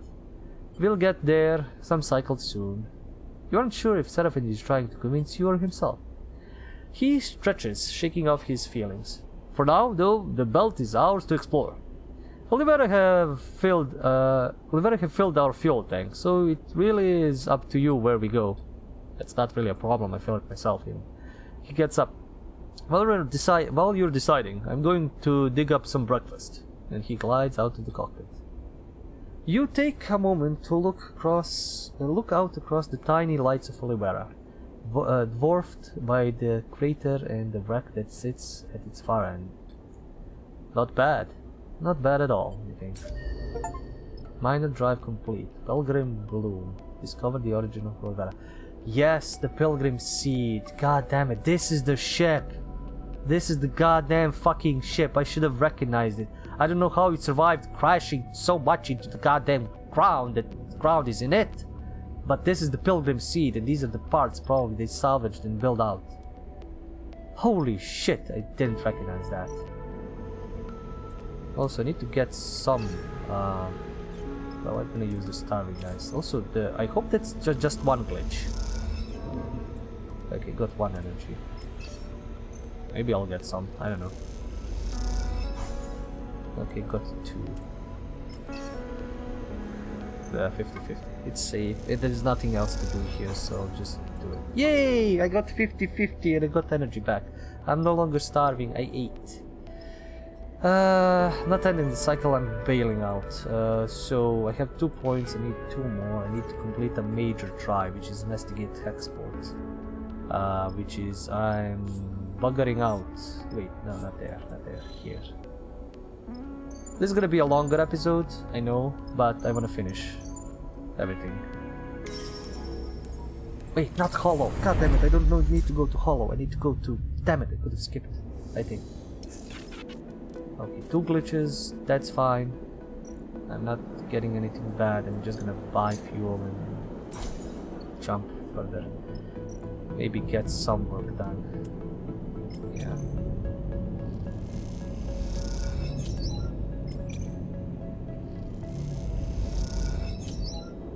I think I've also completed pretty much every and all possible achievement that isn't like one or the other, because there are a few achievements that you can get one but not the other, and I think that's gonna be the all that I've completed. I'm not gonna be 100%ing that, because 100%ing requires me playing this on the hardest difficulty, and somehow I still have 6 hidden achievements, which I don't know how. I'll figure that out later, what I've missed, if I've missed anything. But I got fuel, I got stuff, I'm bouncing to... Yeah, I could have definitely went directly to the scatter yards. Let's complete this task. And then it's off to the reboot. Okay, we're just instantly going to this. Okay. The workshop of Cadet's data scraper friend is just as the two of you left. You remember the cycles you and Cadet spent in here, poring over that dark data, the strange fragments of the drone's minds, protests seeded among the cold code. You find the drive where Cadet told you it would be, in a compartment under a padding of a bunk lined with thick shielding that makes its contents undetectable. As you pull out the drive, the metal cold on your hands, you have a sudden urge to smash it to pieces. This object, which escaped Hexport when so many others didn't. When Senate Stat, and it was Senate Stat, you are sure of that now, decided to cover up what they'd done. They first made sure that this drive would get out, that it would pass to the far spindle and then onward. But something went wrong, some miscommunication or mistake. That's all it was, a tiny slip, and it all fell apart. Now the drive is in your hands instead. You turn it over in your hands. You know the drive contains Conway access codes, control codes, and perhaps more besides. Data of great value, data that would win a war. You also know you are sick of thinking about it. Take the drive. You slip the drive into a pocket and close up the workshop. You head back to the rig, and as you do, you turn the drive over in your pocket, unsure what the next step might be. As you glide through the hub, you pass shipfitters and crews, all moving on their own vectors. It feels strange to carry the drive past these people, all of them totally unaware of the threat it might pose to them, to this station. Excuse me. A stranger stops you in the passageway with a hand on your shoulder. Can I ask for your help with something? That's not a stranger, that's the bastard that almost mind-controlled my first sleeper. What was the name? I mentioned it like a moment ago. What's the bastard's name? Castor? Yeah, that's Castor. That's fucking Castor. Fucking hidden agent. Secret agent bastard. Their sudden appearance shakes you out of your thoughts. You quickly take your hand out of your pocket, off the drive. You look at the stranger in front of you. He is roughly dressed in a heavy coat, but he is otherwise unremarkable. You could have passed him many times before and not him known. I am looking for something. He looks over his glasses at you. A little lost drive. Who are you? This matter concerns my client more than me. He leans back a little, his voice calm. So introductions won't be necessary. But the drive belongs to my client, and he would be very happy to see it returned. Suddenly something catches your eye, a set of dice, like those used to play Star and Stoker. The stranger is playing with them in one hand, turning them end over end in the station's microgravity. What's with the dice? What makes you think I have it? My search for the drive brought me to the scatter yards, but from here the trail went cold. That was until you arrived. He pushes his glasses up his face. Then the trail lit back up again, just like that. The stranger moves his hand in his jacket, pocket a little and you see a shape in there. A box-like impression in the fabric. My client never intended these events, you must understand. One of their other contractors proved to be overzealous in an attempt to conceal their mistakes. The result was the regrettable situation you saw in Hexport. But for all that to be for nothing, that would be a waste beyond the original act. Piling insult on injury. The stranger sighs. There is much to be gained in a system desperate for peace, for the war to be ended, and wars tend to end when one side concedes.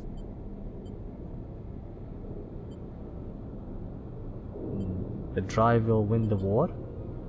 The stranger laughs. My client will greatly benefit from its retrieval. Any more is hard to judge without seeing the provenance of the data. Only a few possible futures remain for the belt. My client will facilitate one of the better ones. That is why I'm here. But if you need additional persuasion, I am authorized to offer you 300 cryo as a reflection of your efforts. The stranger smiles again, his tone never straying from its business-like calm. Now, can you return my client's drive? The stranger's hand shifts in his jacket pocket. You have a feeling this is not a choice you can deny. You know what, Castor? Go fuck yourself. This is from my other sleeper to you. You break the drive. You grip the drive in your pocket so hard the casing starts to crack. You see the stranger's eyes flash a warning. You dash the drive against the metal wall of the passageway, splittering it into 1,000 shards that pepper the two of you with cuts and scratches.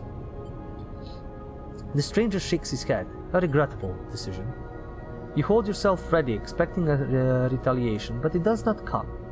The stranger simply turns and clunks away down the passage, not willing to waste another word on you. Your transaction is complete. Bitch, 300 credits? I shit that much credits in the morning. Do you see how much money I have? 1992. You head back to the rig, and as you do, weight lifts with each corridor, each junction. As you board the transit shuttle that will take you to Marco's yard back to the rig, you think of Hexport and what is left of that place. You will never forget what happened to the station, but you will not let it steer your future. Cadet refused to be sucked into that web of secrets, and now you refuse to. There will be no account of Senate Stats crimes, there will be no reckoning, but there will be a life outside of the future they want for the belt.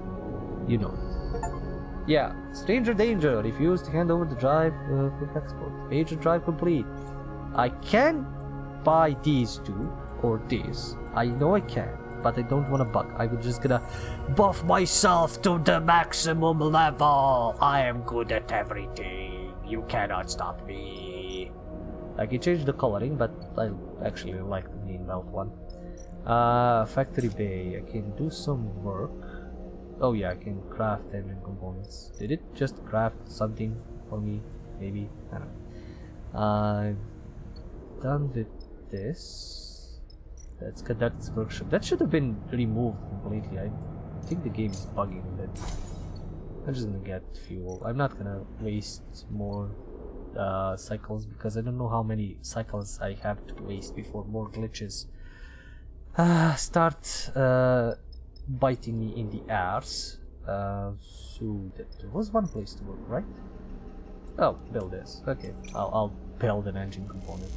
I don't know why at this point, but sure, I'll work.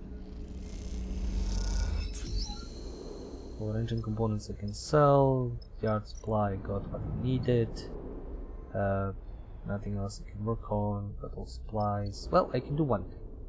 I can feed a stray. And then grab another supply from mushrooms. Mushroom soup again, everybody. Hope you like it. Okay, it's time to go finish the reboot. A major task. So I either missed one major or 4 minor to complete this. Or the maximum things you can get is basically what I got here. What was what price? I think it was +2, so that was like 8 from this, 16 from this, which is 24, and this was 6, 8, 30s, and 32 is the maximum. Maybe somebody will write it somewhere, probably. Any case, back to dark side. I can, as I said, again, go to every other area and explore it and check, but I think I have completed everything possible. And I haven't missed anything. If I did, maybe I can load back out before the reboot. Or there will be DLCs, and then I will be able to go to each and every area and explore it further. Oh wait, cadets. Cadet's place. Courier shift. Cadet is short-staffed and happy to lend you an air bike to take packages all over the dark side. Engagement I don't have. Dispatch shift. Cadet dispatcher can't do every cycle, so she welcomes the help with directing riders and packages. Yeah, I'll help her. I actually help her. I'm more than happy to help. I have 2 glitch dice, I have 1 OK dice, scrapper market, can sell scrap, get raw scrap and all that, buy a meal, I'm good, like a row, dark side extortion, not extortion, jeez. Fuck, Magic the Gathering is now in my head. Dark side extortionist, Jesus. That party got to me, but it's time to begin the reboot. Wait, so we needed the coin?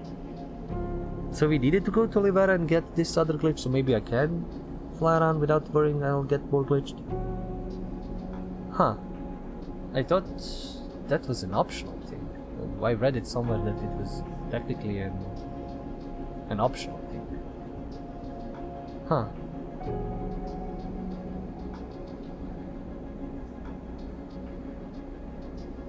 But yeah, this is the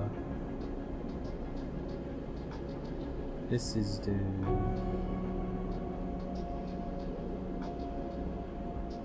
the last one. So you need to be rebooted to have any chance of surviving, but the outcome is unclear. This step will mean big changes, no matter what happens. It is time to do this.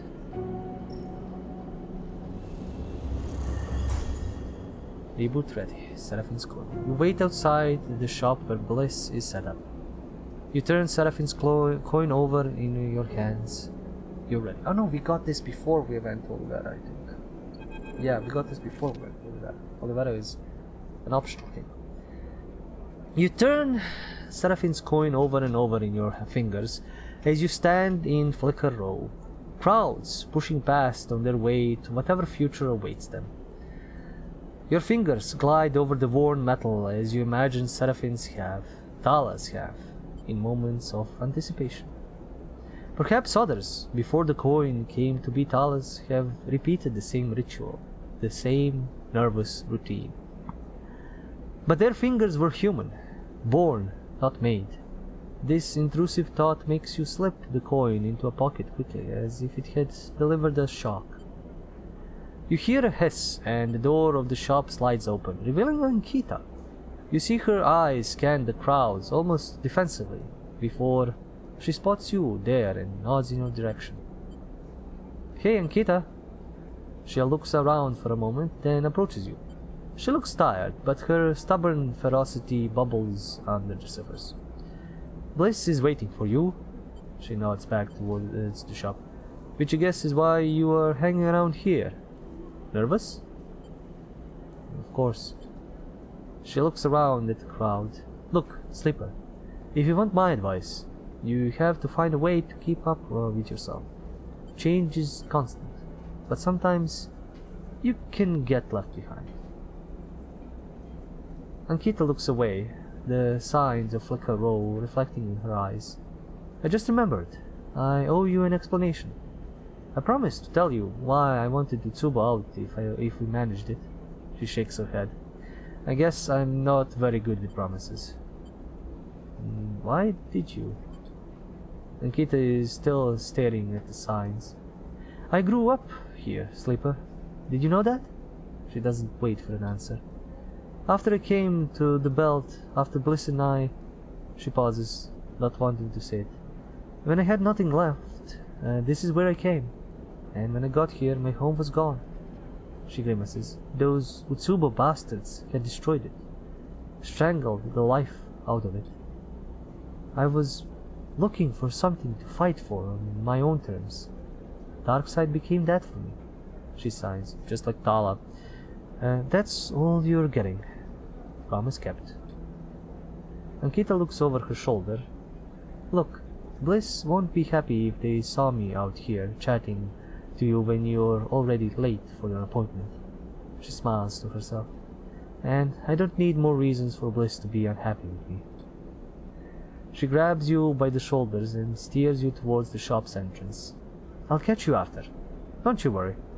She pushes you towards the door, and then turns away and disappears into the lights of Flicker Road.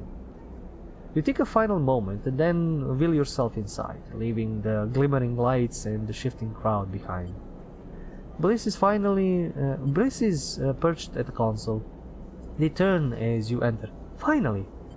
They smile weakly. You were making me think you wouldn't show. I saw Ankita. Oh yes, Bliss looks away. They're talking again.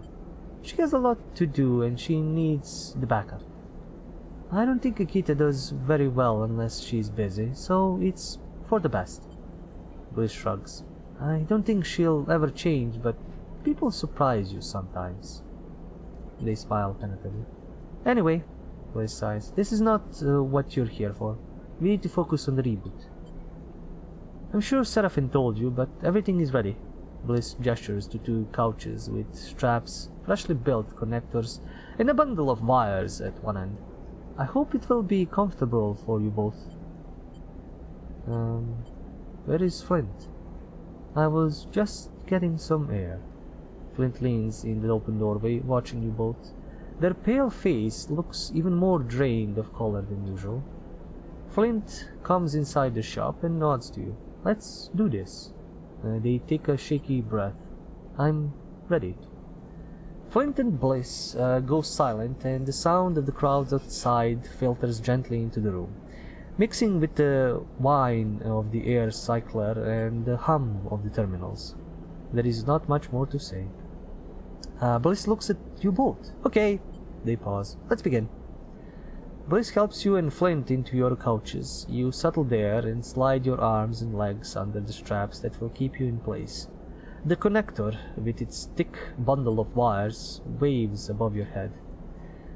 It is hard not to feel exposed, lying there on your back, anticipating what is to come. It is even harder when the memory of waking up to this very same ceiling, with its bundles of dangling tech and scratched plating, forced itself into your mind. You have been here before. Last time you woke up to fear and panic, woke up to a desperate escape and a shattered mind. A reboot interrupted. The thought sets you trembling. I hope everybody shows up to, looks after us at the door as this is happening, or when we wake up. I would miss them if they don't. But then, staring up at the same ceiling, the trembling dissipates. After all, you are back here now. That means you survived this crisis, grew from it. You took the hit and bounced back, unbeaten. All good there? Bliss' face floats into your vision. All good. Bliss smiles. How about you, Flint? You turn your head to see Flint lying beside you, stiff and still. They manage a tight-lipped nod. Looking at Flint, staring up at the ceiling like you were a moment ago, you feel a rush of sympathy. After all, they haven't faced this before like you have. They are stepping into a future they cannot see. We have been here before. Now you are just completing the journey. Look at the ceiling. Reach out to Flint. You raise an arm, reaching across the gap between the couches, and your hand touches Flint's. They do not look at you, but they grip your fingers in theirs tightly. Aww. Oh. Oh my god. Flint's fingers feel different to human fingers. The thick vinyl skin, the repair patches, the pressure of the metal skeleton beneath. You know this is what your touch feels like too, and that recognition is like a connection being made. You close your eyes and feel something flowing between the two of you, a solidarity so embodied that it reverberates within you. I'm connecting you to the terminal. Bliss's voice already feels distant, lost in the noise. You feel the cold click of the connector, the sense of flowing data. I'll be here when you wake up, and hopefully everybody else. I don't know. This is the thing. Now they figured out how to reboot Sleeper, so they don't need the potion. Keep the stabilizer. I keep forgetting what the goddamn name of that bullshit thing is. That means that other sleepers can, also come here and get rebooted, or who knows what's gonna be the third game. Like, how is that gonna be sorted? Like, is that gonna be a sleeper from this area, a sleeper that still needs stabilizer, or something entirely different? Because they need to balance out, like, make you lose dice somehow, some bullshit. Anyway, it's been a long time. In the dark, you feel restless. You shuffle your fingers, adjust your position against the couch. It takes you a moment to notice the sound has gone, the rumble of the crowds, the hum of the machines. This detail unsettles you, and so you search for reassurance. You think of Bliss's words, "I'll be here when you wake up." You focus on them, on the possibility of waking up, of being somehow renewed. But what would that renewal look like? Your eyes blinking into the lights of Flicker Row, Bliss, Seraphine, and a renewed Flint beside you. But then what? Travel? A line, Hellion system, surrogate system. A line stretching out on a screen, a vector. The Starward vector. God damn it. Leading you ever onwards. Why stop now? But how far does the line stretch? What does it encompass? We are around the belt. We're helping around the belt. I like how it's like, change your mind, go to some other. Change your mind, go to some other. The belt. I think we're gonna be the belt. The soft curve of rocks bridging the edge of the system in space beyond. There is enough here for a lifetime, maybe more, emerging in the shadow of the collapse. But where does the vector terminate? Seraphine and Olivera? Tala and Wellspring? Junie and the Hellion Gate? So Junie and the Hellion Gate means we are continuing to explore Solheim stuff, and that's our future. Tala and Wellspring, well, we would work with Tala. Tala will remember us as a sleeper that she also had, and Wellspring could use help or rebuilding, but it's just an icy rock. Seraphine and Olivera means family. He said it. Like, he doesn't want to go back to Tala before he makes a man of himself, makes something of himself, and he means family. So let's say we go back to Seraphine and Olivera, but not Seraphine and Olivera, Seraphine and Candence.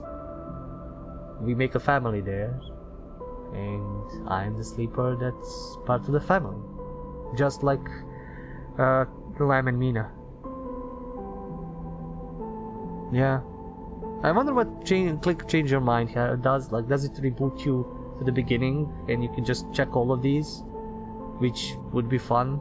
like checking different endings like I did in the first game, where I just went through all the dialogues and just decided not to go with that ending. Like I said, no, I'm gonna go with a different ending. But I did everything regarding that. I helped everybody and I did all of the tasks, which kind of one of the things that made me so overpowered. But yeah, I think our destiny, our story is with Seraphine. He's been with us since the beginning, even before we lost our memories. And even if Flint comes, we're gonna be all together as a family. Seraphine and Olivera. For a long time, you thought Seraphine would run forever, but something changed in him. First in Wellspring, then Olivera. That haven amongst lifeless rocks. Perhaps that place might orchestrate a shift in you too. There is a future in that colony, one more fresh and fragile than anywhere else in the belt. It is built world by world, refugee by refugee, promise by promise. An image, one such promise made by Seraphine to Candence, and returned in kind. A celebration that rumbles through the colony with joy, and the aftermath. Plans are made, ones that will take an eager lifetime to fulfill. What more could you desire than the ceaseless project of building a future for those you love? The thought arrives with a solidarity and power that settles your mind. This is what it means to live.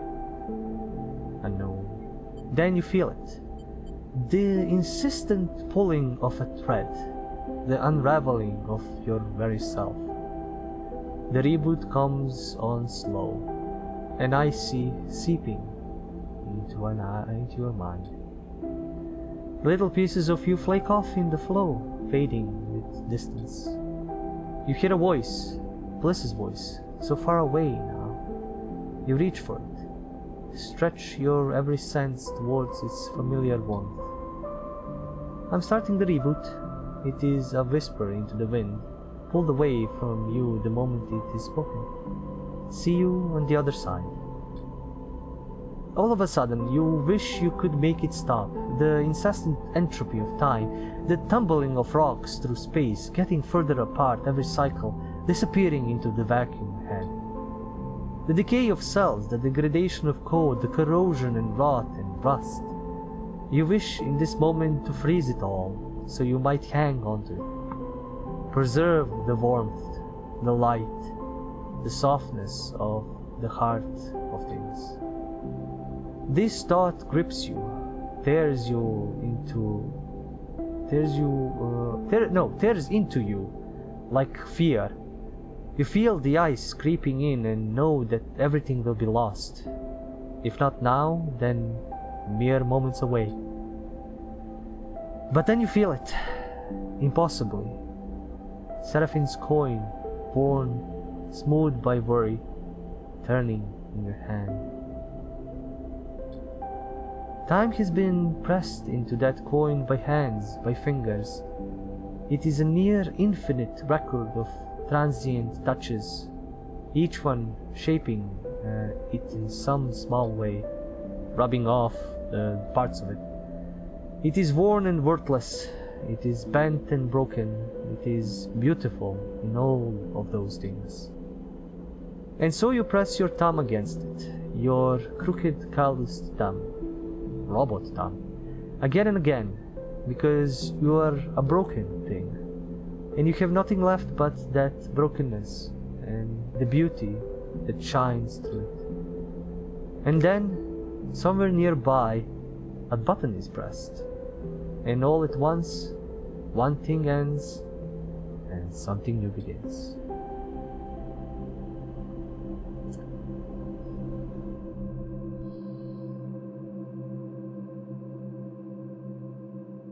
They're not gonna.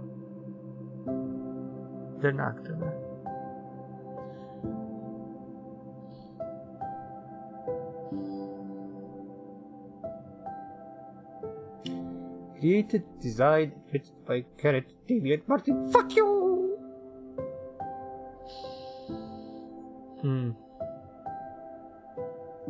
Fuck you, Garrett. Fuck you for writing such an emotional story. You know what's the most emotional thing about this game? It's the fucking music. God damn it. Story and copy editing, additional programming, music and sound. Yeah, there's additional programming for the new mechanics of the game and the fucking bullshit dice that roll shittily. Marketing, oh wow. Production with support from Double Jump Communications, Travis Lane, Clary Malone, Shane Bailey. No, I'm tearing up. You can go suck on a cucumber. I don't know. I'm tearing up. I'm just sorting my emotions. It's been a ride. I have a problem with video games, actually. And not even video games, books, comics, whatever, but mostly video games. I don't finish them. I don't. I play, I come to almost the end of the game, and for one reason or another, be it just me forgetting, new games coming in, new things me needing to do, and I forget to finish. So sometimes when I finish the game, when it is an emotional gut punch like this, it hurts. Other times when I finish, I feel relieved, or I feel just like, yeah, it's a good game, I had fun, and it's done. But yeah, I don't really complete that many games. Like I'm currently playing Eternal Strands, which I need to finish. I'm really close. I'm basically at the end. And the other one I started is AI Limit, so it's kind of like, I don't know, I'll finish them, hopefully. And there's others. Okay, I got an achievement. Possible futures. Finish rebooting your frame. Wait, so it's not sending me back into the game at all? Wait, is it? Wasn't I on a much higher cycle, like 284? Stay up to date with upcoming sleeping projects by signing up. I mean, where is this gonna send me? I think the counter is bugged, or I started at 248 and then it did 40 cycles? Oh, this sends me just right before the reboot.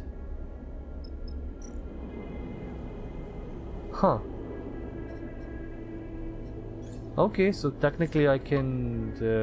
I'll go back to the menu. Technically I can go back to and revisit the endings that I can choose, or like the text for the endings that I can choose, which is fine. Cute. Or this will be because... funny thing is, do I remember... I think I didn't finish the first game before the first DLC actually came out, because I was playing it so slow. I think. I don't remember well. And then I didn't finish the DLCs until they almost all came out. Like I finished the first one and I didn't finish the other ones, I think. Or so something like that. So... maybe this is a set. So I kind of had like a clear continuation from. No, I think I finished. No, I think I finished. No, I finished the first game and it had an ending. But I could still float around the eye. That's the thing. I finished the game, I finished the ending, I stayed on the eye, and I could still float around it and do stuff there. Well, this kind of offers me an option to do the same thing, which is just float around the eye. And I would get, after I do the reboot thing, I would do something, I guess. Or before the reboot I can still go and do other things and check out other places, maybe. Maybe there were some quests I missed. I don't think so, but Oh boy, I'm getting the control of my emotions back, and I need to go actually to sleep because at this point I think it's 3 a.m. Almost 3 a.m.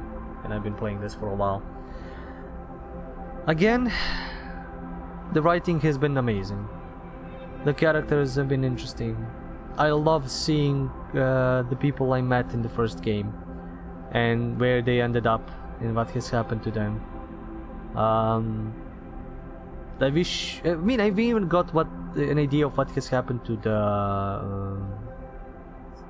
to Erlin's eye, which I think is the best solution, which is we stay there and we help the Flux. We release the Gardener, I think it was the name, and he protects the eye. Here, oh my god, the gut punch where it just ends with the press of the button and us not knowing if we rebooted perfectly or nothing happened or who knows what happened. So, like, well, I guess all we can wait is information about the next game, whenever that comes, or information about DLCs. For now, there's been nothing. It will be funny if it, like, the day after this episode releases, or the day after I finish the recording, there's an information about DLC. But I'm still gonna be stuck with the game. I'm still gonna be stuck. It's something I want to still play. I want to see how it goes. I want to see where it goes. I want to explore this universe more and meet new and interesting people like that. Have connections with them, experiences. If you love story-driven games where you technically have impact, like some stuff is still gonna, I think, play out, but this could have ended pretty badly. I don't know what would have happened if I didn't get Observer on my side. If he didn't help me blow up Lane's head, maybe I would have just get mind controlled and killed everybody. I don't know if that's like a dark ending. I don't know if this game has a dark ending. But if you're a lover of story-driven games or stories in general, some place where you have control of the game, besides the dice, fucking you over, I would very much suggest this. Start with the first game. You can start with this. There is absolutely no issues. You can start with this game, no problem. But some of the characters you will meet here that were from the first game would be they will have a much bigger emotional impact now that you've met them. Like, without joke, if there is a third game and they don't like do a 1,000-year jump or something like that, I would like to see Seraph again. I would like to meet Cadet again, or any of the new characters that I've seen here. Maybe even some of the older characters, but not all of them. That would be kind of too much reusing. But one or two, maybe we run into Tala again, or maybe we run into Ankita again. Depending, maybe Carmen. We find Carmen somewhere. We save him or something. Like, there are possibilities reintroducing. If we are still in the belt, if we are still doing this area, this zone, let's just say, maybe it's gonna be after the war, and we are doing some kind of again, open world-ish flying around place where we are helping people recover, and we are dealing with, afterwards of either both companies losing out or both companies taking a part of the place. And maybe we get some kind of a faction system, joining one on the other, or none of them go joining a third one. There are possibilities. There are big possibilities. Or maybe we end up in a more grounded story on a space station again, dealing with its problems and troubles, and maybe sometimes just leave it for like a short stint around it. Honestly, I expected way more contracts. Way more contracts. Like, just random contracts that you just go and have a chance to do some salvage and come back. But, I mean, I could have just worked on every other station, and that's good enough. I had no problems with resources at all. Maybe a little bit at the beginning, but I saved up so much money and was so frugal that I had no issues with money. That doesn't mean that the game is difficult or easy. There's difficulties here, so you can choose that. And especially the difficulty with not having engagement for a lot of things. But I wouldn't change a thing. Yeah, I very much enjoyed the game. Again, it did an emotional gut punch at the end. Almost cried, very much.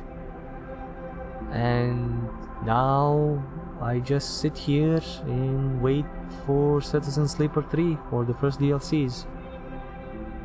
Because I do love this series. It hasn't disappointed me at all. Like, not at all. The characters are amazing. The story is great. It's not like... The thing about the story is... It's not this grand... chosen one. You are the one to save the belt. You are the one to conquer the evil conquerors. You are to, save the maiden. You are to do this amazing thing and, defeat every evil, bring joy and justice to the world. No, you are a sleeper. You are somebody that just wants to make a life for itself in this new and unknown chunk of space. And that's it. The first game we kind of fought for Erlin's eye to make it, we weren't the chosen one, but we were making the place livable, better, and in the end we protected it. We helped protect it from the flux and helped refugees. But at the end of the day, the first game we were just trying to find a living there. We were trying to get a hunter off our back. We were trying to get everybody who wanted to, hunt us and take us back off our back, and that's pretty much it. Second game, we were again being hunted constantly during the whole game, basically. And we had to move, we had to do jobs, we had to survive, and then once we felt good enough, we were ready to fight back. We were ready to take the fight back to the one who was pursuing us, to the one who wanted to capture us again. And through our friends, through our, people that we met, people that we helped, we managed to do that. We managed to defeat Lane, bring a bit of a, quote-unquote freedom to Darkseid, but again, we're not gonna be ruling Darkseid. We're not gonna be taking over Darkseid. That's for the people. We helped. And now we have a chance at our lives, maybe to be free from the stabilizer, free from Lane, free from everybody once the reboot is complete. And we can go be with our friends, start up a family, fly the rig around the belt, and help anybody who needs help. And that's the story. We are just building a life for ourselves.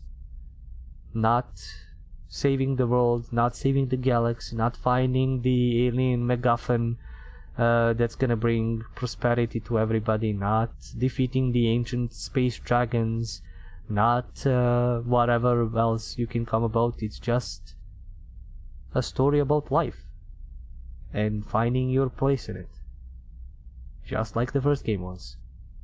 The first one, we ended up running a bar or having fun, living on DI, taking care of Lam and Mina, feeding the stray. Now we have our own ship, our own crew, our own friends that we got along the way, and we are flying the rig, basically. Yeah. Anyway, it is late, and I don't want to go into siege mode anymore. I wanna go get some sleep, actually.